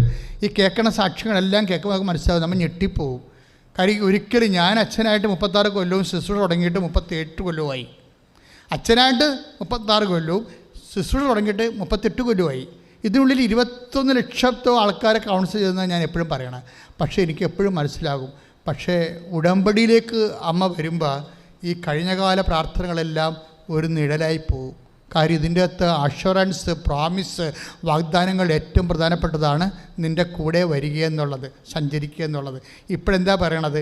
അങ്ങനെ സഞ്ചരിക്കണത് ഒരു ഫിസിക്കലായിട്ട് നമുക്ക് അനുഭവിക്കാൻ പറ്റുന്ന രീതിയിലുള്ള ഇക്വേഷൻസ്, ബിബ്ലിക്കൽ ഇക്വേഷൻസ് നമ്മൾ എക്സിക്യൂട്ട് ചെയ്താൽ നമുക്ക് ഈ സാന്നിധ്യം സംലഭ്യമാക്കാൻ ബോധപൂർവ്വം ശ്രമിക്കാമെന്നാണ് പറയുന്നത്. ആ 3 പൂക്കളെ കാണിച്ചുകൊണ്ടുള്ള പ്രത്യക്ഷ മാതാവിന് സ്വപ്നവും അതുപോലെ തന്നെ അച്ഛനെ സ്വപ്നം കണ്ടെന്ന് പറയുന്നതും എല്ലാം നിൻ്റെ ഉടമ്പടിമേൽ ദൈവത്തിന് ഒരു പ്രസാദകരമായ ഒരു സിറ്റുവേഷൻ ക്രിയേറ്റ് ചെയ്തിട്ടുണ്ട് എന്ന് വെച്ചാൽ നിൻ്റെ സൽപ്രവൃത്തികളെ ദൈവം അംഗീകരിക്കുന്നു എന്നതിൻ്റെ അർത്ഥം. അതിലൂടെയാണല്ലോ പ്രവർത്തിക്കാൻ തുടങ്ങുന്നത്. അച്ഛൻ എന്തെങ്കിലും പറഞ്ഞതെന്ന് വെച്ച് കഴിഞ്ഞാൽ ഈ സാന്നിധ്യം നമ്മൾക്ക് ഇപ്പം നിങ്ങൾ രോഗിയെ കാണാൻ പോകുമ്പോഴും അല്ലെങ്കിൽ വസ്ത്രമില്ലാത്തവർക്ക് വസ്ത്രം കൊണ്ടേ കൊടുക്കുമ്പോഴും ഭക്ഷണമില്ലാത്തവർക്ക് ഭക്ഷണം എത്തിച്ചു കൊടുക്കുമ്പോഴും അത് കർത്താവിൻ്റെ നാമത്തിൽ ചെയ്ത് കഴിയുമ്പോൾ ഇതെല്ലാം ദൈവത്തിന് പ്രിയങ്കരമായി മാറുമ്പോൾ അതിൻ്റെ ഇഫക്റ്റായിട്ടാണ് ദൈവസാന്നിധ്യം നമുക്ക് ഉറപ്പ് വരുത്തുന്നത്. ഏതാ ഞാൻ തിരഞ്ഞെടുത്ത് എൻ്റെ ദാസൻ 12:18 മത്തായി സുവിശേഷം, എൻ്റെ ആത്മാവ് പ്രസാദത്തിൻ്റെ പ്രിയപ്പെട്ടവൻ, അവൻ്റെ മേൽ എൻ്റെ ആത്മാവിനെ ഞാൻ അയക്കും. ഈ അയപ്പ് തന്നെയാണ് പുറപ്പാട് 33:14 വരുന്നത്. ഞാൻ നിങ്ങൾക്ക് മുമ്പേ, അതായത് ഞാൻ നിങ്ങളുടെ കൂടെ വരുമെന്ന് പറയണത്. ഇത് തന്നെയാണ് നമ്മൾ ഈ ചേർത്ത് കണ്ടില്ലേ, പച്ചപ്പൂക്കൾ അവിടെ ആ വീട്ടിൽ കൊണ്ടുപോയി തിരികെത്തിച്ച് വെക്കാൻ അവർക്ക് തോന്നിയില്ലേ? പച്ചയും നീലയും തിരിയല്ലേ, ആ നമ്പർ കിട്ടാത്ത വീട്ടിൽ കൊണ്ടുപോയിട്ടേ, നമ്പർ കിട്ടാതെ വീട്ടിൽ കൊണ്ടുപോയിട്ട് പച്ചയും നീലയും തിരികൾ ഒരുമിച്ച് കത്തിച്ച് വെക്കാൻ അവർക്ക് തോന്നിയില്ലേ? അത് തോന്നണമെന്ന് പറയുമ്പോൾ അത് സാന്നിധ്യം തന്നെയാണത്. എന്താ കാര്യം വെച്ച് കഴിഞ്ഞാൽ, നീ വലത്തോട്ടോ ഇടത്തോട്ടോ തിരിയുമ്പോൾ, വായ്പ വാങ്ങിക്കണോ വിലക്ക് വാങ്ങിക്കണോ എന്ന് നീ ചിന്തിക്കുമ്പോൾ എപ്പോഴും മനുഷ്യന് ഓപ്ഷൻ വരുമല്ലോ. ഒരു സംഭവം തീർന്നു പോകുമ്പോൾ നമ്മൾ ആദ്യം കണ്ട വചനം കണ്ടില്ലേ, അതായത് അവർ ശ്രുതികയുടെ എണ്ണ വിലക്ക് വാങ്ങിക്കുന്നു. അപ്പോൾ ഓപ്ഷൻ വരുമ്പോൾ എന്താ പറയുക, നീ വലത്തോട്ടോ അതായത് വായ്പ വാങ്ങിക്കണോ, പിന്നെ എന്താണ് ഇടത്തോട്ടോ എന്ന് വെച്ച് കഴിഞ്ഞാൽ വിലക്ക് വാങ്ങിക്കണോ. അതായത് ഒരു തീരുമാനം എടുക്കാൻ കൺഫ്യൂഷൻ വരുമ്പോൾ ഈ പ്രസൻസാണ് നമ്മളെ സഹായിക്കുന്നത്. നീ ഇടത്തോട്ടോ വലത്തോട്ടോ തിരിയുമ്പോൾ, വായ്പ വാങ്ങിക്കണോ വിലക്ക് വാങ്ങിക്കണോ എന്ന് ചിന്തിക്കുമ്പോൾ പിന്നിൽ നിന്നൊരു സ്വരം കേൾക്കും, ഇതാണ് വഴി, ഇതിലേ പോവുക. ഐസയ്യ 30:21. നീ വലത്തോട്ടോ ഇടത്തോട്ടോ തിരിയുമ്പോൾ, പറഞ്ഞോളൂ, നീ വലത്തോട്ടോ ഇടത്തോട്ടോ തിരിയുമ്പോൾ നിന്റെ കാതുകൾ പിന്നിൽ നിന്ന് ഒരു സ്വരം ശ്രവിക്കും. ഇതാണ് വഴി, ഇതിലേ പോവുക. ഈ പിന്നിൽ നിന്നുള്ള സ്വരം കേൾക്കുന്നതാണ് പ്രസാദപരത്തിൻ്റെ അവസ്ഥ. മനസ്സിലായില്ലേ? അമ്മയോട് പറയും, അമ്മ പിന്നിൽ നിന്നുള്ള സ്വരമാണ് കേട്ടത്. വലത്തോട്ട് തിരിഞ്ഞില്ലല്ലോ, വായ്പ വാങ്ങിക്കാൻ പോയില്ലല്ലോ, ഇടത്തോട്ട് തിരിഞ്ഞില്ലല്ലോ, വിലക്ക് വാങ്ങിക്കാൻ പോയില്ലല്ലോ. നീ വലത്തോട്ട് ഇടത്തോട്ട് തിരിയുമ്പോൾ പിന്നിൽ നിന്നൊരു സ്വരം കേൾക്കും. എന്താണ്? ഇത് രണ്ടുമല്ല വഴി, ഇതാണ് വഴി. അത് 30:21, ഇതിലേ പോവുക. ഈ പിന്നിൽ നിന്നുള്ള സ്വരമാണ് ആ ചേടുത്ത് കേട്ടത്. എന്താ കേട്ടത്? നീ 2 തിരിയും കൊണ്ടുപോയി നമ്പർ കിട്ടാത്ത സ്ഥലത്ത് കൊണ്ടുപോയി കത്തിച്ച് വെക്കുക. എന്ത് ചെയ്യണമെന്ന് ഞാൻ അവിടെ വെച്ച് പറയാമെന്നാണ്. എല്ലാം അവിടെ വെച്ചാണ് പറയണത്. അവർ പ്രാർത്ഥിച്ചുകൊണ്ട് പ്രത്യക്ഷയുടെ പ്രാർത്ഥന 2 തിരിയും തീരത്തിരിയും പച്ചത്തിരിയും ഒരുമിച്ച് പ്രാർത്ഥിച്ചുകൊണ്ടിരിക്കുന്ന സമയത്ത് പച്ചപ്പൂക്കൾ അടർന്നു വീഴും, ദർശനങ്ങളുണ്ടായി. നിങ്ങൾ അത് ജോയേൽ 2:28. അതായത് ദൈവം എക്കാലവും ദൈവം പ്രവർത്തിക്കാൻ പറ്റുന്നത് ഏറ്റവും സൂക്ഷ്മമായിട്ട് ദൈവം കൃത്യമായിട്ട് പ്രവർത്തിക്കുന്നത് ഉടമ്പടി ഫോർമാറ്റിലാണ്. അവിടെ ദൈവം എല്ലാ വാഗ്ദാനങ്ങളും പാലിക്കും. എന്താ കാര്യം? ഉടമ്പടി വാഗ്ദാനങ്ങളുടെ പ്രാർത്ഥനയാണ്. നീ ഇപ്പം എന്താ ചെയ്യണത്? ഉടമ്പടി ചെയ്യുകയാണ്, ദൈവവുമായിട്ട് കക്ഷി ചേർന്നിരിക്കുകയാണ്. അമ്മയുടെ വിജയം എന്താണ്? കാനായിലെ സംഭവത്തെ, വീഞ്ഞില്ലാത്ത സംഭവത്തെ, നാണക്കേട് വരുന്ന ഒരു വിഷയത്തെ, കുടുംബത്തിന് മാന്യത നഷ്ടപ്പെടുന്ന ഒരു വിഷയത്തെ അത് മാനുഷ്യമായി പരിഹരിക്കാതെ ഡയറക്റ്റ് ആ കുടുംബത്തെ ക്രിസ്തുവുമായിട്ട് കണക്ട് ചെയ്യുന്നതിലാണ് ഒരു മരിയൻ വിക്ടറി എന്ന് പറയണത്. അമ്മ അവിടെ ഇല്ലാതിരുന്നെങ്കിലേ കാണാമായിരുന്ന കളി എന്നാണ് യോഹന്നാൻ പറയണത്. എന്താണ്? കാനായിൽ ഒരു വിവാഹാഘോഷം നടന്നു, യേശുവിൻ്റെ അമ്മയും അവിടെ ഉണ്ടായിരുന്നു. അപ്പോൾ യേശുവും ശിഷ്യന്മാരും കല്യാണത്തിന് ക്ഷണിക്കപ്പെട്ടിരുന്നു. അങ്ങനെയല്ലല്ലോ പറയേണ്ടത്, പ്രോട്ടോക്കോൾ അതല്ലല്ലോ. എന്തുകൊണ്ടാണ് യോഹന്നാൻ പ്രോട്ടോക്കോൾ ലംഘിച്ചത്? അങ്ങനെയല്ലല്ലോ അത് പറയേണ്ടത്. അതെന്താ പറയേണ്ടത്? അവിടെ കാനായിൽ ഒരു വിവാഹ ആഘോഷം നടന്നു, യേശുവും ശിഷ്യന്മാരും അവിടെ ഉണ്ടായിരുന്നു, അമ്മ ക്ഷണിക്കപ്പെട്ടിരുന്നല്ല, അതിലെ പ്രോട്ടോക്കോള്. എന്തുകൊണ്ടാണ് യോഹന്നാൻ പ്രോട്ടോക്കോൾ ലംഘിച്ചത്? ദൈവം അമ്മയുടെ കാര്യം വരുമ്പോൾ ദൈവം പ്രോട്ടോക്കോൾ ലംഘിച്ചതാണ്. എന്താ കാര്യം? ഈ വിഷയം മനുഷ്യൻ്റെ മാന്യതയ്ക്ക് ഭംഗം വരുന്നൊരു വിഷയം. ആ വിഷയം കൈകാര്യം ചെയ്യാൻ പരിശുദ്ധ അമ്മ യേശുവിനെ ആ വിഷയത്തെ കൂട്ടിച്ചേർക്കാൻ അമ്മ തന്നെ അവിടെ ഉണ്ടാകണമെന്ന് നിശ്ചയിക്കുന്നത് ദൈവനിശ്ചയമാണ്. കൈയിടിച്ച് കർത്താരസ്ഥലിൽ മനുഷ്യരാശിയുടെ ഭൗതിക ജീവിതത്തിൻ്റെ എല്ലാ പരാധീനതകളെയും പരിഹരിക്കുന്നതിന് വേണ്ടി ദൈവനിശ്ചയം പോലെ കാനായിലെ അവിടെ അമ്മയെ ക്ഷണിക്കണത് ദൈവമാണെന്നേ ഞാൻ പറയത്തുള്ളൂ. എന്താ കാര്യം വെച്ചാൽ ഈ വിഷയത്തിലൂടെയാണ് ഒരു മനുഷ്യൻ്റെ ജീവിതത്തിൽ ഒരു വിഷയം ഉണ്ടായാൽ ആ വിഷയം ക്രിസ്തു പരിഹരിക്കേണ്ടതാണ്.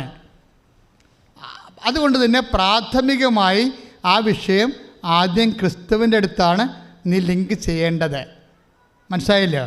എന്ത് വിഷയം ഉണ്ടായാലും ഇപ്പം എന്താ ചെയ്യണമെന്ന് വെച്ച് കഴിഞ്ഞാൽ ആത്മീയ കാര്യമെല്ലാം ക്രിസ്തുവിൻ്റെതും ഭൗതിക കാര്യം ആരാണ്ട് പണ്ടാരങ്ങളുടെതുമായിട്ടാണ് ഇപ്പോൾ കൈകാര്യം ചെയ്യണത്. That is wrong. ഈ ഫോർമാറ്റ് ചേഞ്ച് ചെയ്യണം നിങ്ങൾ. അതുകൊണ്ട് ഈശോ പറയും നിങ്ങളുടെ priority, you mind your priority എന്ന് ഈശോ പറയും. എന്താ പറഞ്ഞത്? Mind it. എന്താ ഈശോ പറയണത്?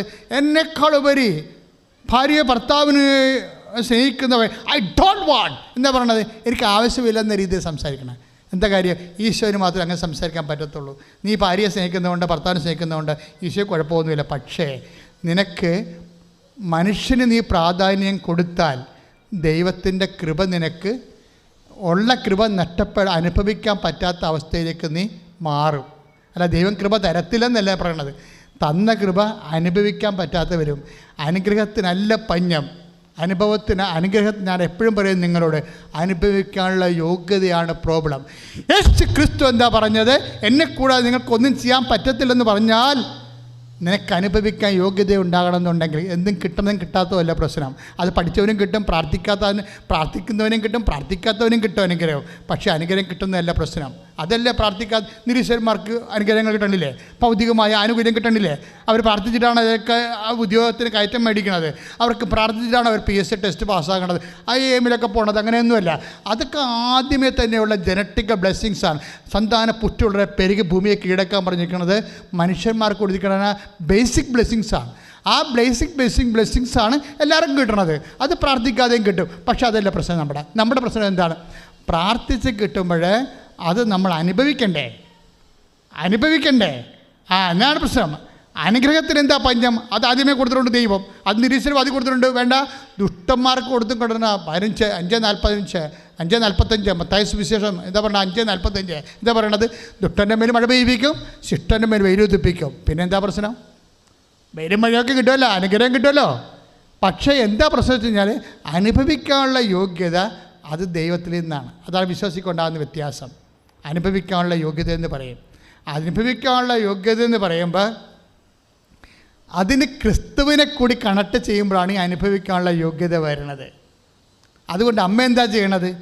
വീഞ്ഞ് ഉണ്ടാക്കുക തന്നെയല്ല, വീഞ്ഞ് എൻ്റെ ആ ഒരു വിഷയത്തിലേക്ക് യേശുവിനെ അമ്മ ലിങ്ക് ചെയ്യേ നിൻ്റെ ജീവിതത്തിലേക്ക്. എന്നാൽ ചുരുക്കി പറഞ്ഞാൽ ഉടമ്പടി കക്ഷിയാക്കുകയാണ്.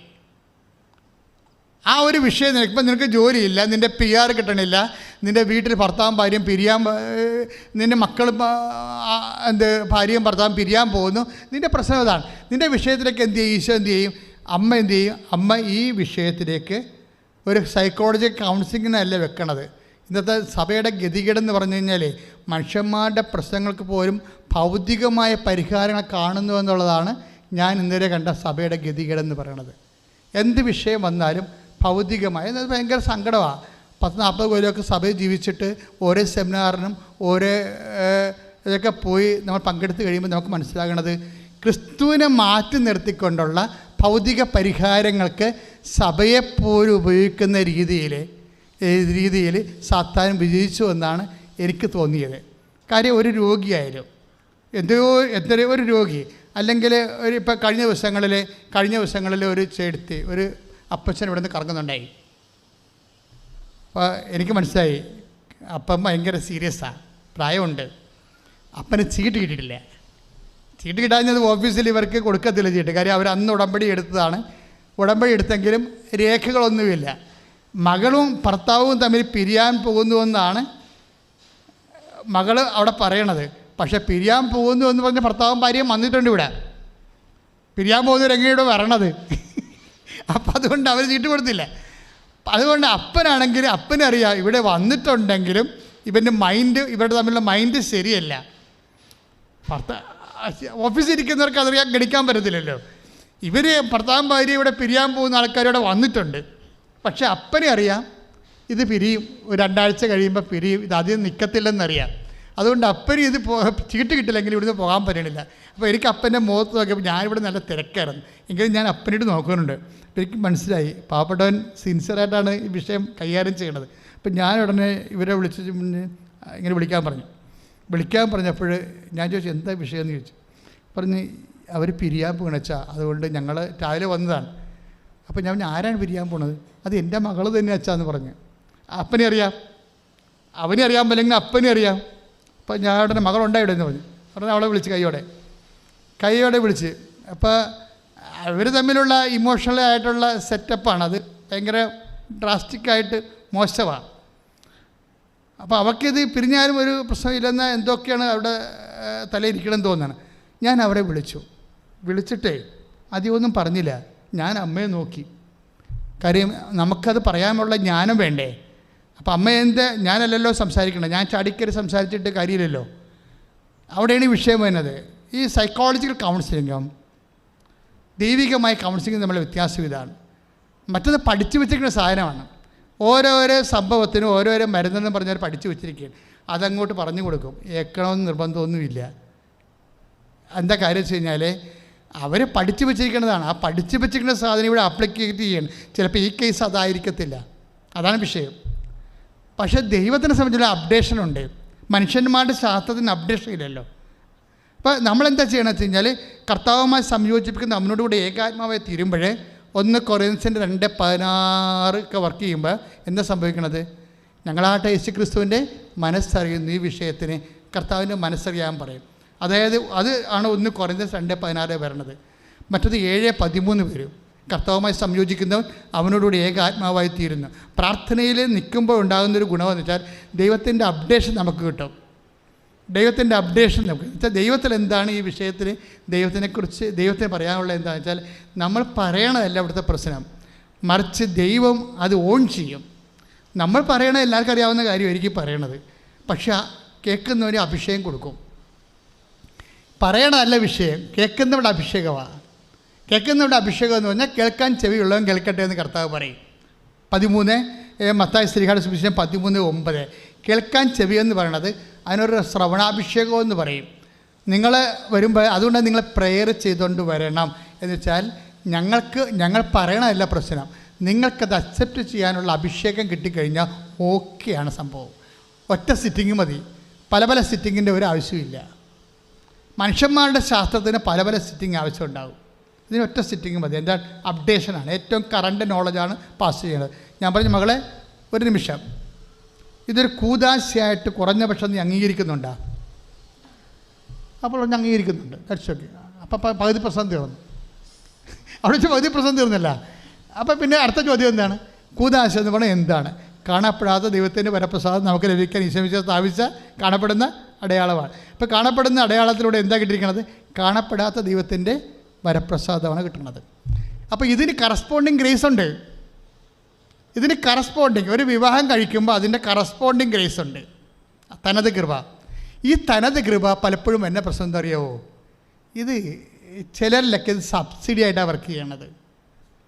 അത് നമുക്ക് കാണുമ്പോൾ സബ്സിഡി എന്ന് പറഞ്ഞാൽ എന്താ, ഇപ്പം നമുക്കൊരു പ്രോജക്റ്റ് ബാങ്കിൽ നിന്ന് നമ്മൾ ഗവൺമെൻറ് ലോൺ എടുക്കുന്ന, അപ്പോൾ 8 ലക്ഷം രൂപ അല്ല 12 ലക്ഷം രൂപയാണ് നമുക്ക് ലോൺ തരണത്, 4 ലക്ഷം സബ്സിഡിയാണെന്ന് പറയും ഇല്ലേ. അപ്പോൾ 4 ലക്ഷം സബ്സിഡിയാണെന്ന് പറയുമ്പോൾ നമ്മൾ ചെല്ലുമ്പോൾ തന്നെ ആ സബ്സിഡി എടുത്ത് കയ്യിൽ തരുക ഇല്ല. നിങ്ങൾ 8 ലക്ഷം മുടക്കുക, അത് കഴിഞ്ഞ് 4 ലക്ഷം ഇവിടുന്ന് സബ്സിഡി തരുമെന്ന് പറയും. അതെന്താ പ്രശ്നം വെച്ച് കഴിഞ്ഞാൽ ദൈവം ഏൽപ്പിച്ച ജോലി പൂർത്തിയാക്കുമ്പോഴാണ് കറസ്പോണ്ടിങ് ഗ്രേസ് കിട്ടുന്നത്. ക്രിസ്തു അങ്ങനെ പറഞ്ഞത് എന്താണ്, പിതാവേ ഭൂമിയിൽ ഞാൻ അങ്ങയെ മഹത്വപ്പെടുത്തി അങ്ങേൽപ്പിച്ച ജോലി ഞാൻ പൂർത്തിയാക്കി. 17:4 യോഹന്നാന്റെ സുവിശേഷം 17:4. അപ്പോൾ ദൈവ പൈതലെ നീ ഭാര്യ ആയിരിക്കാം, നീ ഭർത്താവായിരിക്കാം, പക്ഷേ നിൻ്റെ സബ്സിഡി ഇന്ന് വരെ കിട്ടിയിട്ടില്ല. എപ്പോഴാണ് കിട്ടണം ഇത്? കാര്യം നീ കുഞ്ഞുനാൾ തൊട്ട് പറഞ്ഞാൽ എന്താണ്, കർത്താവ് മദ്യപാനി അല്ലാത്ത ഒരാളെ എനിക്ക് ഭർത്താവായിട്ട് തരണമെന്ന് 4ാം ക്ലാസ് തൊട്ട് പ്രാർത്ഥിക്കണതാണ്. പക്ഷെ കിട്ടിയത് ചക്കമാടനാണ് കിട്ടിയിരിക്കണത്. അപ്പോൾ എൻ്റെ പ്രോബ്ലം വെച്ച് കഴിഞ്ഞാൽ അതിൻ്റെ സബ്സിഡി ഇപ്പം കിട്ടിയിട്ടില്ല. പുള്ളിക്കാരൻ്റെ സംശയമൊക്കെ ഉണ്ട്, നീ ഉടമ്പടി എടുത്തതാണ്, ആകെ ഒരു മാറ്റമില്ല. അപ്പോൾ ഞാൻ നിന്നോട് പറയും അത് പുതുക്കാൻ പറയും. എന്താ കാര്യം വെച്ച് കഴിഞ്ഞാൽ എന്നിട്ട് നിന്നോട് ഞാൻ പറയും നീ അത് പോയി പ്രസാദവനം വരട്ടെ, നീ ആ രോഗികളെ പോയി കാണും. ഞാൻ തന്നെ രോഗിയാണ്, ഞാൻ തന്നെ വീട്ടിൽ രോഗിനെ പോയി ജീവിക്കുമ്പോൾ ഇനി ഏത് രോഗിനെ പോയി കാണാനാണ്. ഞാൻ പോയി പോമകളെ പോയി കാണ്, കർത്താവിനെ വിളിച്ച് പോയി കാണ്. എന്തിനാണ്? ഇവളുടെ പ്രസാദവര ലെവൽ വർദ്ധിപ്പിക്കാൻ വേണ്ടി ചെയ്യണ പാടാണ് ഇത്. കാര്യം അത് നമുക്ക് ഇതിൻ്റെ തൊള്ളാണല്ല. ഈ പ്രസാദം വർദ്ധിപ്പിച്ച് കഴിയുമ്പോൾ ഒന്നാമത്തെ കാര്യം ദൈവം ചെയ്യണ എന്താണെന്ന് നമുക്ക് മനസ്സിലാകും. അതായത് കാര്യം നമുക്ക് മനസ്സിലാകാത്തൊരു വിഷയമുണ്ട്, ഞാനീ ചെയ്ത് ഇപ്പം നിങ്ങൾക്ക് മനസ്സിലാകത്തില്ല, പിന്നീട് മനസ്സിലാവുമെന്ന് പറയത്തില്ലേ. അപ്പോൾ മനസ്സിലാക്കലിന് 2 വിഷയമുണ്ട്. 10 ദിവസത്തിൻ്റെ കാല് കഴുകത്തില്ലേ കർത്താവ്. അപ്പോൾ 13:7 എന്താ പറയണത്? എൻ്റെ കാല് കഴുകണ്ടെന്നല്ലേ അയാൾ പറയണത്. അപ്പോൾ കർത്താവ് എന്താ പറയണത്? ഞാനീ ചെയ്തത് എന്താണെന്ന് ഇപ്പം മനസ്സിലാവത്തില്ല, പിന്നീട് മനസ്സിലാവും. അപ്പോൾ പിന്നീട് മനസ്സിലാക്കാൻ പോണ കാര്യങ്ങൾ ഇപ്പം മനസ്സിലാക്കുന്നതാണ് ഈ പ്രസാദപരമെന്ന് പറയണത്. കൊച്ചു മനസ്സിലായ? ഈ ഭർത്താക്കന്മാർ ഭാര്യമാരെ കാണിക്കുന്ന ചില കാര്യങ്ങൾ നമുക്കിപ്പം മനസ്സിലാവത്തില്ല, പക്ഷേ അത് പിന്നീടാണ് അത് അതിൻ്റെ കൃപ മനസ്സിലാകണത്. ആ പിന്നീട് മനസ്സിലാക്കാൻ പോകുന്ന കാര്യങ്ങൾ ഇപ്പം മനസ്സിലാക്കി തരുന്നതിനൊരു അഭിഷേകമുണ്ട്. മനസ്സിലായില്ലേ? അത് ആണ് ഈ ദൈവവുമായിട്ട് ഐക്യപ്പെടുമ്പോൾ ഉണ്ടാകുന്നത്, പ്രസാദപരം വർദ്ധിപ്പിക്കുക ഉണ്ടാകുന്നത്. ഞാൻ പറഞ്ഞു മോളെ നീ ഈ പ്രോജക്റ്റ് എടുക്ക്, ഏതായാലും ഇത്രയും വരെ എടുത്തല്ല, ഇനി കുറച്ചുകൂടി എടുക്കണം. ഇതിൻ്റെ സബ്സിഡി എന്ന് പറയുമ്പോൾ ചിലപ്പോൾ ഓൺലൈനിൽ തന്നെ നമുക്ക് ഇപ്പം തന്നെ നമുക്ക് കിട്ടും. അത് ചിലപ്പോൾ കിട്ടണതിൻ്റെ മക്കളുടെ വളർച്ച കൊണ്ടോ വിശ്വാസം കൊണ്ടോ ഏതെങ്കിലും അക്കൗണ്ടിലേക്കാണ് വരണത്. ഇന്ന അക്കൗണ്ടിൽ തന്നെ വരണം നിർബന്ധമില്ല. അത് നമ്മൾ ശ്രദ്ധിക്കണം. അത് നിൻ്റെ കണ്ണീരിൻ്റെ ബലം. ഇപ്പോൾ മോനിക്കയുടെ കണ്ണീരിൻ്റെ സബ്സിഡി കിട്ടിയ ആർക്കാണ്? അഗസ്റ്റിനല്ലേ കിട്ടിയത്? അയാൾ മെത്രാനായില്ലേ? ദൈവം ഏത് അക്കൗണ്ടിൽ കൊടുക്കുമെന്ന് നമുക്കറിയാൻ പറ്റില്ല. ഇന്ന അക്കൗണ്ടിൽ തന്നെ തരണമെന്ന് പറയേണ്ട കാര്യമില്ലല്ലോ, ആത്മീയത്തിൽ അങ്ങനെ പറയാൻ പറ്റത്തില്ല. അപ്പം മോനിക്ക നിക്ഷേപിച്ചു, അവർക്ക് കിട്ടിയ സബ്സിഡി, കണ്ണീരിട്ട സബ്സിഡി അവൻ്റെ ഭർത്താവിന് വേണ്ടി പ്രാർത്ഥിച്ചതാണ്. വിശുദ്ധ മോനിക്കയുടെ ഭർത്താവ് തോന്നിവാസിയായ ജീവിതം ജീവിച്ച ആളാണ്. പിന്നെ മകനും അതിൻ്റെ പരിപാടിയൊക്കെ തുടങ്ങി. പക്ഷേ എങ്കിലും ഇതിൻ്റെ ഒന്നും മാറാതെ ഇതിൻ്റെ ഈ പ്രോജക്റ്റ് പൂർത്തിയാക്കി കഴിയുമ്പോൾ ഇതിൻ്റെ സബ്സിഡി വരും. സബ്സിഡി വരുന്നത് പറഞ്ഞത് 1.5 സബ്സിഡിയാണ്. എന്താ വന്നത്? ഇയാൾ അവസാനം മെത്രാനാകും, പിന്നീട് ആരാകും? സഭാപാരംഗതനാകും, പിന്നീട് ആരാകും? വിശുദ്ധനാകും. അപ്പം ചില സബ്സിഡി ഇപ്പം നമ്മുടെ അക്കൗണ്ടിലോട്ട് വരത്തില്ല. ഇതൊരു ഒരു പ്രത്യാശയുടെ ജീവിതമാണ്. വാഗ്ദാനങ്ങൾ എപ്പോഴും കാത്തിരുന്ന് പ്രാപിക്കേണ്ടതാണ്. അതുകൊണ്ട് ഏതെങ്കിലും കാരണവശാൽ നിങ്ങൾക്ക് ഇപ്പോഴത്തന്നെ ചില പ്രാർത്ഥനയുടെ ഉത്തരം ഇപ്പം കിട്ടിയില്ല എന്ന് വിചാരിച്ചുകൊണ്ട് ഒരിക്കലും കിട്ടത്തില്ലെന്നല്ല. ആത്മീയത എന്ന് പറയുന്നത് 1 തിമോത്തി 4:8 അത് ഈ ജീവിതത്തിൻ്റെയും വരാനിരിക്കുന്ന ജീവിതത്തിൻ്റെയും വാഗ്ദാനങ്ങൾ ഉൾപ്പെടുന്നു. അപ്പോൾ ദൈവവചന ഈ മകളെ നിനക്കിപ്പോൾ ഭർത്താവിൽ നിന്ന് കിട്ടാത്ത ചിലപ്പോൾ സ്നേഹം കിട്ടുന്നില്ലായിരിക്കും. അയാളെക്കാൾ ബെറ്റർ ആയിരിക്കും ചിലപ്പോൾ നിൻ്റെ ഓഫീസ് വർക്ക് ചെയ്യുന്ന മറ്റു പുരുഷന്മാർ. കറക്റ്റാണത്. അയാളെക്കാൾ ബെറ്റർ ആണല്ലോ. അതല്ലേ ഇവിടുത്തെ പ്രശ്നം. നമ്മുടെ കുരിശെന്ന് പറഞ്ഞാൽ എന്താണ്? നമ്മുടെ ഭർത്താവിനേക്കാൾ കരുതലുള്ളവരും സ്നേഹമുള്ളവരുമാണ് നമ്മുടെ ഓഫീസ് വർക്ക് ചെയ്യുന്ന മറ്റു സാർമാരും. അവർ നമ്മുടെ ഭർത്താവല്ല, പക്ഷെ നമ്മുടെ ഭർത്താവിന് കിട്ടാത്ത സ്നേഹം നമുക്ക് കിട്ടിയിരിക്കുകയാണ്. അതാണ് നമ്മുടെ കുരിശ്, അതാണ് നമ്മുടെ പ്രശ്നം. ഈ പ്രശ്നത്തെ എങ്ങനെ പ്രസാദപരമാക്കാൻ പറ്റും, എങ്ങനെ ആക്കാൻ പറ്റും? ഇത് നിനക്ക് വേണമെങ്കിൽ ദൈവത്തോട് അവിശ്വസ്തത കാണിക്കാം, എന്നിട്ട് നിനക്ക് താൽക്കാലികമായ സ്നേഹം തരുന്ന ആൾക്കാരോട് വിശ്വസ്തത കാണിക്കാം. അപ്പോൾ എന്നാ പറ്റണത്? അപ്പോൾ 1 കൊറിന്ത്യൻസ് 15:19 വർക്കൗട്ട് ചെയ്യും. എന്താണ്? ഈ ജീവിതത്തിന് വേണ്ടി മാത്രമാണ്, പറഞ്ഞേ, വേണ്ടി മാത്രമാണ് നിങ്ങൾ യേശുക്രിസ്തുവിലെ പ്രത്യാശ അർപ്പിച്ചെങ്കിൽ നിങ്ങളെ എല്ലാ മനുഷ്യരെക്കാളും ഹതഭാഗ്യരാണ്. അപ്പൊ ആദ്യം ഹതഭാഗ്യം ഉണ്ടാകാം, അവസാനം ഹതഭാഗ്യം ഉണ്ടാകാം. നിങ്ങൾ തീരുമാനിച്ചാൽ മതി ഏതാണ് വേണ്ടതെന്ന്. മനസ്സിലായില്ലേ? 1 കൊറിന്ത്യൻസ് 15:19 ആ വചനം പറഞ്ഞ് ഈ ജീവിതത്തിന് വേണ്ടി മാത്രമാണ് നിങ്ങൾ യേശുക്രിസ്തുവിലെ പ്രത്യാശ അർപ്പിച്ചെങ്കിൽ എല്ലാ മനുഷ്യരെക്കാളും ഹതഭാഗ്യരാണ്. അപ്പൊ യേശുക്രിസ്തുവിൽ പ്രത്യാശ അർപ്പിക്കുന്നത് എന്തിനു വേണ്ടിയാണ്? വരാനിരിക്കുന്ന ജീവിതത്തിൽ. അതായത് 1 തിമോത്തി 4:8 ആത്മീയത എന്ന് പറയുന്നത് അത് വാഗ്ദാനങ്ങൾ ഉൾക്കൊള്ളുന്നതാണ്. എന്തിൻ്റെ വാഗ്ദാനമാണ്? ഈ ജീവിതത്തെക്കുറിച്ച് വാഗ്ദാനമുണ്ട്. പിന്നെന്താണ്? വരാനിരിക്കുന്ന ജീവിതത്തെക്കുറിച്ച് വാഗ്ദാനമുണ്ട്. നിന്റെ ഭർത്താവ് നീ കൊടുക്കുന്ന സ്നേഹം തിരിച്ചു കിട്ടണില്ല. ഏത് അപ്പന്മാർക്കാണ്, ഏത് മക്കൾക്കാണ് പൂർണ്ണമായിട്ട് അപ്പന്മാരുടെ സ്നേഹവും അതുപോലെ തന്നെ അമ്മമാരുടെ സ്നേഹവും കിട്ടിയിരിക്കുന്നത്? നമ്മളൊരു തടിതിരിഞ്ഞ് വരുമ്പോൾ, ഞാൻ 10ാം ക്ലാസ് പാസ്സായപ്പോൾ തന്നെ അപ്പം മരിച്ചുപോയി. അപ്പോൾ നല്ല ബുദ്ധിമാനായ മനുഷ്യനും പാവപ്പെട്ടവനായിരുന്നു. കഷ്ടപ്പാട് കൊണ്ട് ജോലി ചെയ്ത് അവസാനം വരെ ജോലി ചെയ്ത ഒരാളാണ്. പക്ഷേ നമുക്ക് തിരിച്ച് സ്നേഹിക്കാൻ പറ്റിയിട്ടില്ല. ഈ ജീവിതത്തിൽ പൂർണ്ണതയുണ്ട്. പക്ഷേ ഇന്ന് ഞാൻ അപ്പനെ ഓർത്ത് എപ്പോഴും കുർബാന ചെയ്യുമ്പോൾ ഓർത്ത് പ്രാർത്ഥിക്കും, അപ്പന് ഏതായിരുന്നു നല്ലത്? അന്ന് ഞാൻ സ്നേഹം കൊടുത്തിരുന്നതാണോ നല്ലത്, അതാ ഇപ്പം അപ്പനെ ആത്മാവിൽ ഓർക്കുന്നതാണോ നല്ലത്? ഭാഗധേയം, അതാണ് ഞാൻ ചോദിച്ചത്. അപ്പന് ഏതാണ് നല്ലത്? 15 വയസ്സിൽ എനിക്ക് കാര്യങ്ങൾ അറിയാൻ പറഞ്ഞ കാലത്ത് ഞാൻ അപ്പനെ സ്നേഹിച്ചിരുന്നായിരുന്നു അപ്പന് നല്ലത്, അതോ അന്ന് എനിക്ക് അപ്പം മരിച്ചതിന് ശേഷം ഇന്ന് ഞാൻ അപ്പനെ ഓർത്ത് അപ്പന് വേണ്ടി പ്രാർത്ഥിച്ച്? കാര്യം എന്നെ സംബന്ധിച്ചിടത്തോളം നിങ്ങളൊന്ന് മനസ്സിലാക്കണം, ഞാൻ അമ്മയെ നേരെ കണ്ട ആളാണ്. 2 പ്രാവശ്യം ഇവിടെ വെച്ച്, ഈജിപ്തിൽ വെച്ചും. ഇത് അമ്മ എൻ്റെ വായിൽ കൈയിട്ടതാണ്, ഞാൻ അമ്മയുടെ കാലെ പിടിച്ചതാണ് ശരിക്കും. അതിനുശേഷം ഈ പ്രസംഗമൊക്കെ നല്ലതാകാൻ തുടങ്ങിയത്. അത് 2010 സംഭവിച്ചൊരു വിഷയമാണ്. പക്ഷേ ഞാനൊന്ന് ചോദിക്കട്ടെ, അതായത് ഈ ദൈവത്തെക്കുറിച്ച് നമ്മൾ നേരിട്ട് കണ്ട് എന്താണ് പുനരുദ്ധാനം, മരിച്ചു കഴിഞ്ഞുള്ളവരുടെ ജീവിതം എന്താണ് എന്ന് നമ്മൾ മനസ്സിലാക്കി കഴിഞ്ഞാൽ, ഞാൻ ആ ഒരു പശ്ചാത്തലത്തിലാണ് ഞാൻ നിങ്ങൾ ചോദിക്കണത്. അമ്മമാതാവ് ജീവനോടെ പ്രത്യക്ഷപ്പെട്ട അൾത്താരയിൽ ജീവിക്കുന്ന കർത്താവിന് തിരുസന്നിധി നിന്നുകൊണ്ട് ഞാൻ ദൈവജനത്തോട് ചോദിക്കുകയാണ്, കഴിഞ്ഞ കാലങ്ങളിൽ നിങ്ങൾക്ക് ലഭിച്ച മാനുഷികമായ സ്നേഹമോ സന്ധിപ്പോ ആണോ വലുത്? നിത്യത ലഭിക്കാൻ പോകുന്ന ദൈവത്തിൻ്റെ സമാശ്വാസമാണോ വലുത്? ഏതാണ് വലുത്? ദൈവത്തിൻ്റെ സമാശ്വാസം. അതുകൊണ്ടാണ് ഭാഗധേയം എന്ന് പറയണത്. എന്താ ഭാഗധേയം എന്ന് പറയുന്നത്? എന്താണ്? ഈ ജീവിതത്തിന് വേണ്ടി മാത്രമാണ് നിങ്ങൾ യേശുക്രിസ്തുവിൽ പ്രത്യാശ അർപ്പിച്ചെങ്കിൽ നിങ്ങൾ എല്ലാ മനുഷ്യരെക്കാളും നിങ്ങൾ ഹതഭാഗ്യരാണ്. അപ്പം ഈ ഹതഭാഗ്യം എന്ന് പറയുന്ന സംഭവം ആദ്യം വേണം അവസാനം വേണം തീരുമാനിച്ചാൽ മതി. പറഞ്ഞ മനസ്സിലായില്ലേ? 1 കൊറിന്ത്യൻസ് 15:19 ഈ ജീവിതത്തിന് വേണ്ടി മാത്രമാണ് നിങ്ങൾ യേശുക്രിസ്തുവിൽ പ്രത്യാശ അർപ്പിച്ചെങ്കിൽ എല്ലാ മതങ്ങളുമുള്ളവരെ 15 പേര് എന്താ ചെയ്യണത്?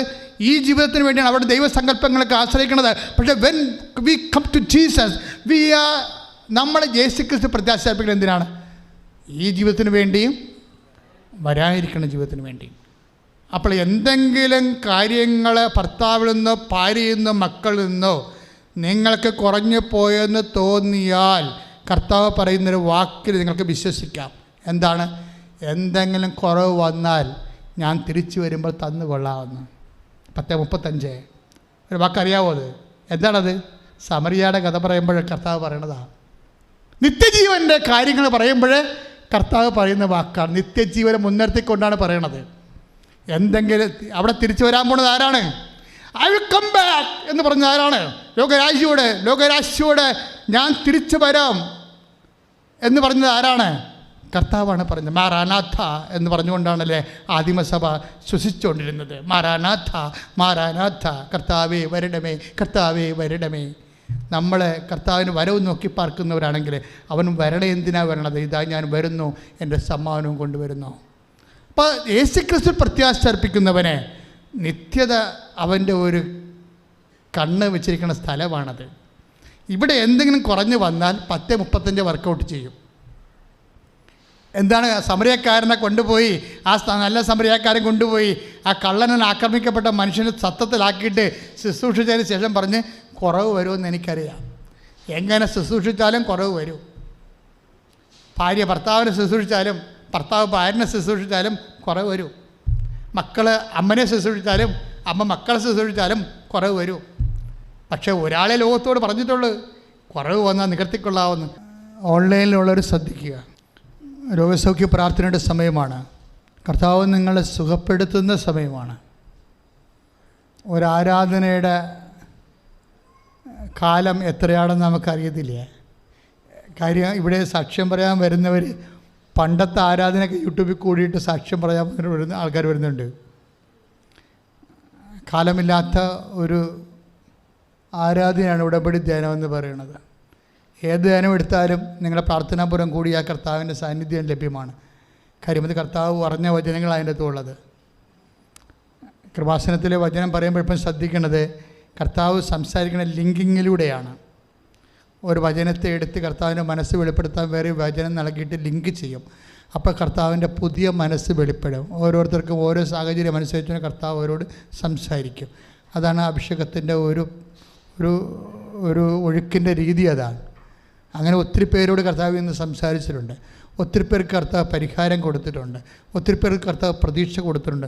ഒത്തിരി പേര് വാഗ്ദാനങ്ങൾ നിറവേറ്റുമെന്ന് കർത്താവ് ഉറപ്പ് കൊടുത്തിട്ടുണ്ട്. കൈ ഇടിച്ച് കർത്താവിനെ സ്തുതി ചെയ്യും.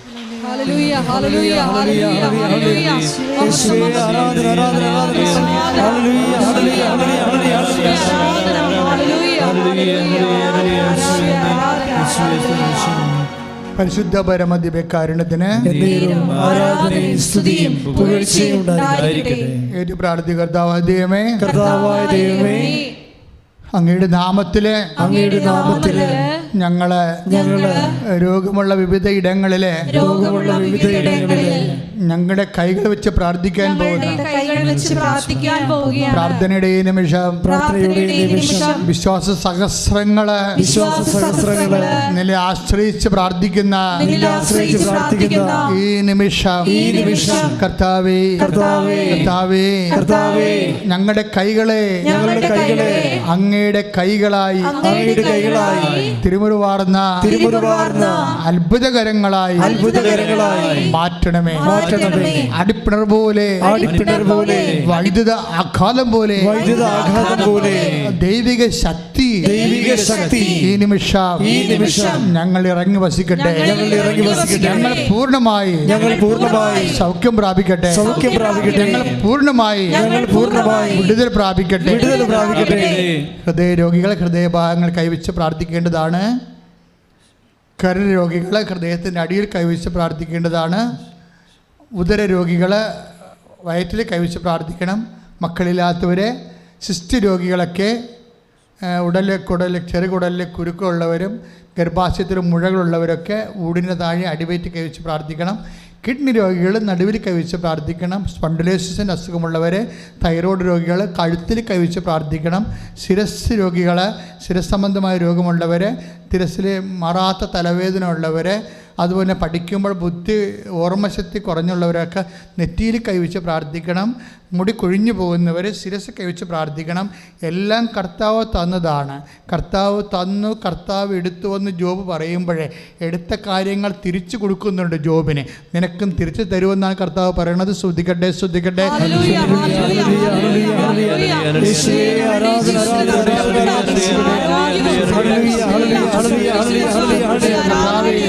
ഉന്നതമായ നാമത്തിന് സ്തോത്രം ചെയ്യുന്നു. വിശുദ്ധ പൗരോഹിത്യത്തെ മഹത്വപ്പെടുത്തണമേ. സഭയിലുള്ള സാന്നിധ്യം പ്രകടമാക്കണമേ. കർത്താവേ വാതരോഗികള് കർത്താവിന്റെ നാമത്തിൽ സൗഖ്യം പ്രാപിക്കട്ടെ.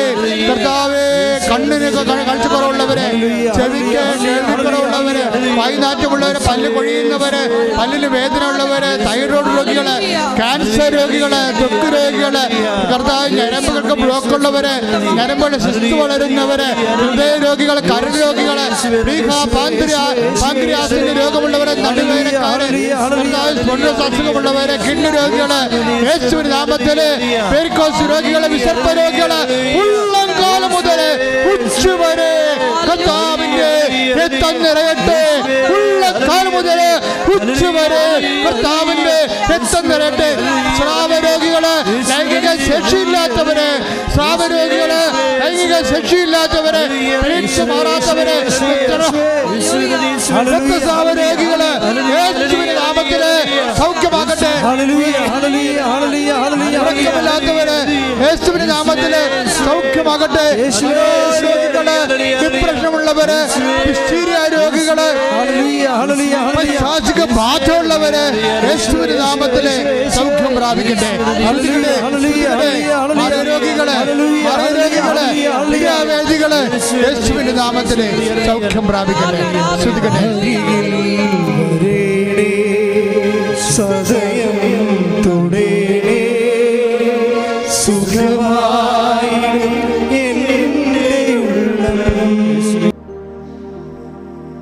മത്സര പരീക്ഷകൾ, യോഗ്യതാ പരീക്ഷകൾ ചെയ്യാൻ പോകുന്നവരുണ്ട്, ചെയ്ത് റിസൾട്ട് വാങ്ങാൻ കാത്തിരിക്കുന്നവരുണ്ട്. +1 തൊട്ടുള്ള റിസൾട്ടുകൾ, പരീക്ഷകൾ എഴുതിക്കൊണ്ടിരിക്കുന്നവരുണ്ട്. എല്ലാവരെയും എല്ലാ തരത്തിലുള്ള പ്രൊഫഷണലും നോൺ പ്രൊഫഷണലുമായിട്ടുള്ള പരീക്ഷകൾ, MD പരീക്ഷകൾ കഴിഞ്ഞു, എൻട്രൻസ് പരീക്ഷ കഴിഞ്ഞവരുണ്ട്, റിസൾട്ട് പ്രതീക്ഷിക്കുന്നവർ. അവിടെ കഴിവ് കൊണ്ടല്ല, കർത്താവിൻ്റെ കൃപ കൊണ്ട് അവർക്ക് അഡ്മിഷൻ കിട്ടണം. ഉടമ്പടി വർക്ക് ചെയ്യുന്നത് നോട്ട് ബൈ മെറിറ്റിലാണ്, ബട്ട് ബൈ ഗ്രേസിലാണ്. അതാണ് നമ്മുടെ പിടിവള്ളി, അതാണ് ദൈവത്തിൻ്റെ വാഗ്ദാനം. ആ വാഗ്ദാനത്തിലാണ് ഉടമ്പടി പ്രവർത്തിക്കുന്നത്. അതുകൊണ്ട് എല്ലാം ഓർക്കുക. വസ്തു വിൽക്കാത്തവരെ, വസ്തു വാങ്ങാനുള്ളവർ, വഴിയില്ലാത്തവർ, വഴി തരുമെന്ന് പറഞ്ഞിട്ട് 30 കൊല്ലമായിട്ട് വഴി കിട്ടാത്തവർ, എപ്പോഴും ശരീരത്തിൽ നിന്ന് കൺട്രോളില്ലാതെ മൂത്രം പോകുന്നവർ, മലം പോകുന്നവരുണ്ട്, രക്തം പോകുന്നവർ, കണ്ണീരോടെ പ്രാർത്ഥിക്കേണ്ട സമയമാണിത്. കർത്താവ് ഇപ്പോൾ സുഖപ്പെടുത്തും. 10,000ങ്ങളാണ് ഉടമ്പടി എടുത്തിരിക്കുന്നത്. അവരെല്ലാവരും സൽപ്രവൃത്തികൾ ചെയ്യുന്നുണ്ട്. കൃപാസനം ഒരു പുഴയല്ല, ഒരു മഞ്ഞും മഴയാണെന്ന് പലപ്പോഴും എനിക്ക് തോന്നിയിട്ടുണ്ട്. ആ മലയിലൂടെ സൽപ്രവൃത്തികളുടെ 10,000 നദികൾ ഒഴുകുകയാണ്. ഒരു കാരുണ്യപ്രവൃത്തി ചെയ്യുന്നതിനെ പോരാ, 10,000 മനുഷ്യരെ കൊണ്ട് കാരുണ്യപ്രവൃത്തി ചെയ്യിക്കുന്ന ഒരു ദൈവിക സംവിധാനമാണ് ഉടമ്പടി. ആ ഉടമ്പടിയുടെ എടുത്തിരിക്കുന്ന എല്ലാവരുടെയും പ്രാർത്ഥനകൾ നമുക്ക് എല്ലാവർക്കും അർഹതപ്പെട്ടതാണ്. കാര്യം എല്ലാം ഒരു അമ്മ എടുത്തുനിന്നാണ് ഉടമ്പടി എടുത്തിരിക്കുന്നത്. അമ്മയും നമ്മളെല്ലാവരും ഒന്നാണ്. അതുപോലെ തന്നെ അതിനേക്കാളും ശക്തമായി യേശുക്രിസ്തുവിനും അമ്മയാണ് യേശുക്രിസ്തുവിൻ്റെ നമ്മുടെ ജീവിതത്തിലെ ഇടപെടൽ ഉറപ്പുവരുത്തുന്ന മാധ്യസ്ഥ ശക്തി. അത് അപ്രതിരോധ്യമാണ്. അതുകൊണ്ട് തന്നെ ഉറപ്പായിട്ട് നമുക്ക് ഈ മാധ്യസ്ഥ പ്രാർത്ഥനയിൽ ആശ്രയം വെക്കാം. നെറ്റിയിലൊക്കെ കുരു വന്നിട്ട് പുറത്തു പോകാത്തവർ, പാടുള്ളവർ പ്രാർത്ഥിക്കണം. നല്ല വിദ്യാഭ്യാസമുണ്ട്, എല്ലാം ഉണ്ട്, പക്ഷേ നെറ്റിയിലൊക്കെ പഴയ രോഗത്തിൻ്റെ പാടുകൾ കിടക്കുന്ന കാരണം കോംപ്ലക്സ് അടിച്ചിരിക്കുന്നവരുണ്ട്. സ്വയം വിഷമിച്ച് കണ്ണാടി നോക്കുമ്പോൾ ആവശ്യമില്ലാതെ വേദനിക്കുന്നവരുടെ ആന്തരിക സൗഖ്യം കിട്ടണം. അവർക്ക് കോൺഫിഡൻസ് പോയ ആൾക്കാരെ അമ്മേ ഇപ്പോഴും സമർപ്പിക്കുന്നു. ശാരീരികമായി എന്തെങ്കിലും വൈകല്യം കൊണ്ട് കോൺഫിഡൻസ് പോയവരുണ്ട്. ശരീരത്തിൽ മുഖത്ത് മീശൊക്കെ വളരുന്ന ഹോർമോൺ ഡെഫിഷ്യൻസി ഇംബാലൻസ് ഒക്കെ ഉള്ള ലേഡീസുണ്ട്. അവരുടെ കോൺഫിഡൻസ് അവർക്ക് പോയിരിക്കുക. അവിടെ എല്ലാം കർത്താവ് സ്പർശിക്കണമെന്ന് പ്രാർത്ഥിക്കുന്നു. അതുപോലെ ഓരോ രോഗങ്ങൾ, ചിരങ്ങുള്ളവർ, കഴിഞ്ഞ ദിവസങ്ങളിൽ ഒരു ഡെർമറ്റോളജിസ്റ്റിൻ്റെ ഒരു സാക്ഷി അമ്മ പറഞ്ഞു, എൻ്റെ മകൾ ഡെർമറ്റോളജിസ്റ്റാണ്, പക്ഷേ അവളുടെ കാല് ചിരങ്ങ, അവൾക്കത് സുഖപ്പെടുത്താനുള്ള മരുന്ന് അവളുടെ കയ്യിലില്ല. അപ്പം ഞാൻ ഓർത്തു പിന്നെ എന്താണ് ഇവർ പഠിച്ചത്. അപ്പം ഞാൻ അമ്മയോട് പറഞ്ഞു, അമ്മേ ഇനി വരുമ്പോൾ അവളുടെ കാല് നല്ല ഗ്ലാസ് പോലെ ഇരിക്കണമെന്ന്.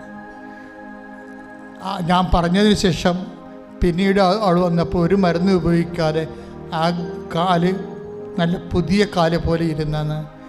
അമ്മ എവിടെയെല്ലാമൊക്കെയാണ്. ഒന്നും അമ്മയുടെ കണ്ണിൽ നിന്ന് പുറത്തുള്ള കാര്യമല്ല, ഒന്നും അമ്മയോട് പറയാൻ പറ്റാത്ത കാര്യങ്ങളുമില്ല. എല്ലാം പറഞ്ഞു, എല്ലാ മേഖലകളിലും അമ്മ ക്രിസ്തുവുമായി നിന്നെ ഒന്നിപ്പിക്കുകയാണ്. അത് ഉടമ്പടി പോലെ ഒന്നിപ്പിക്കുന്ന, ദൈവമായിട്ട് നമ്മളെ ഒന്നിപ്പിക്കുന്ന ഒരു സംവിധാനം ഇല്ലെന്ന് വേണേൽ പറയാം, അല്ലെങ്കിൽ ഉണ്ടെങ്കിൽ നിങ്ങൾ പറയൂ ഏതാണെന്ന്. കാരണം ദൈവം ഉൽപ്പത്തി മുതൽ വെളിപാട് വരെ ചെയ്തിരിക്കുന്ന ഉടമ്പടിയാണ്. ആദിമസഭയോട് ദൈവം പറഞ്ഞതാണ്, നിന്റെ കണ്ണീരെല്ലാം ഞാൻ തുടച്ചു മാറ്റുമെന്ന്. ആദിമസഭയ്ക്ക് എപ്പോഴും മതപീഡനമായിരുന്നു. നൈജീരിയയിൽ ഇപ്പോഴും നമ്മൾ അനുഭവിക്കുന്ന പോലുള്ള മതപീഡനങ്ങൾ. ആ മതപീഡനത്തിൻ്റെ കാലത്തും ദൈവം വാഗ്ദാനം ഇറക്കി കൊടുത്തു, നിൻ്റെ കണ്ണുനീര് ഞാൻ ഒപ്പിയെടുക്കുമെന്ന്. അവിടുന്ന് നിൻ്റെ കണ്ണിൽ നിന്ന് കണ്ണീരില്ല ഒപ്പിയെടുക്കുമെന്ന്. അവസാനം വരെ ദൈവം ഉടമ്പടി തന്നെ പറഞ്ഞുകൊണ്ടിരുന്നത്. വാഗ്ദാനങ്ങൾ, ആധ്യാത്മികത എല്ലാത്തിലും വലുതാണ്. കാരണം അത് വരാതിരിക്കുന്ന ജീവിതത്തിൻ്റെ വാഗ്ദാനങ്ങൾ ഉൾക്കൊള്ളുന്നുവെന്ന് 1 തിമോത്തി 4:8 നമ്മൾ ധ്യാനിച്ചു. അത് ദൈവപൈതരെ, നിനക്ക് എന്തെങ്കിലും എവിടെയെങ്കിലും കുറഞ്ഞു പോയാൽ അടുത്ത സ്ഥലത്തേക്ക് തരുമ്പോൾ അത് റീഫണ്ട് ചെയ്യാം. കാര്യം എല്ലാം I will reinstate your life എന്നാണ്. നിൻ്റെ ഭാഗധേയത്തെ ദൈവം പുനഃസ്ഥാപിക്കാം. അതെല്ലാം വാഗ്ദാനങ്ങളാണ് വചനത്തിൻ്റെ. പ്രാർത്ഥിക്കുക, കർത്താവായ ദൈവമേ, ഞാനിന്ന് അനുഭവിക്കുന്ന എൻ്റെ ജോലി, എൻ്റെ വീട്, എൻ്റെ വിവാഹം, എൻ്റെ മക്കള്, അവരുടെ വിദ്യാഭ്യാസം, അവരുടെ ദുർനടപ്പുകള്, പ്രാർത്ഥനയില്ലാത്ത അവസ്ഥകള്, സാമ്പത്തിക കടങ്ങള്, വിൽക്കാത്ത ഭൂമി, വാങ്ങാൻ പറ്റാത്ത വീട്, എല്ലാ മേഖലകളിലും ദൈവമേ ഇടപെടണമേ. കുഞ്ഞുങ്ങളെ എവിടെ പഠിപ്പിക്കണം? പഠിക്കുന്ന സ്ഥലത്ത്, ജോലി ചെയ്യുന്ന സ്ഥലത്ത് ഭക്ഷണം കിട്ടി, സമാധാനത്തോടെ പണം കിട്ടി, ശമ്പളം കിട്ടി, ജീവിക്കാൻ പറ്റാത്തവര്, കിട്ടാത്തവര്, PR കിട്ടാത്തവര്, പലതരത്തിലുള്ള ജീവിത സമ്മർദ്ദങ്ങളുമായി ജീവിക്കുന്നവരെ ഇപ്പോഴേ ഏറ്റെടുക്കണമേ. മക്കളില്ലാത്തവരെ ഏറ്റെടുക്കണമേ. കേസുള്ളവരെ, കേസുകളുള്ളവരെ, വ്യവഹാരങ്ങളുള്ളവരെ ഏറ്റെടുക്കണമേ. ജീവിത ജോലികള്, വരുമാന മാർഗങ്ങള്, ഒന്നുമില്ലാത്തവരെ ഏറ്റെടുക്കണമേ. കച്ചവടമില്ലാത്തവരെ, കസ്റ്റമേഴ്സ് ഇല്ലാത്തവരെ, തെറ്റ് നടപടി വരാൻ പോകുന്നവരെ, സാമ്പത്തിക കടങ്ങളുള്ളവരെ, കടം പരിഹരിക്കാൻ മാർഗമില്ലാത്തവരെ, രോഗികളെ, സുഖപ്പെടാത്തവരെ എല്ലാം ഏറ്റെടുക്കണമേ. ദൈവത്തിന്റെ കണ്ണ ചൊരിയട്ടെ, ദൈവത്തിന്റെ സൗഖ്യം നിറയട്ടെ. ശ്രുതിക്കട്ടെ. സമർപ്പിക്കുന്നു എല്ലാവരെയും സാക്ഷികളായി ശിരസ് നമിച്ച് നമുക്ക് ആശീർവാദം സ്വീകരിക്കാം. മഹത്വം, ആരാധന, hallelujah, hallelujah, hallelujah, hallelujah, hallelujah, ആരാധന, ഹല്ലേലൂയ, ഹല്ലേലൂയ, ആരാധന, യേശുവേ ആരാധന, യേശുവേ നന്ദി, യേശുവേ ആരാധന, യേശുവേ സ്തുതി, ഹല്ലേലൂയ, ആരാധന, ഹല്ലേലൂയ, ഹല്ലേലൂയ, ഹല്ലേലൂയ, യേശുവേ നന്ദി, യേശുവേ ആരാധന, ഹല്ലേലൂയ. പരിശുദ്ധ പരമനാ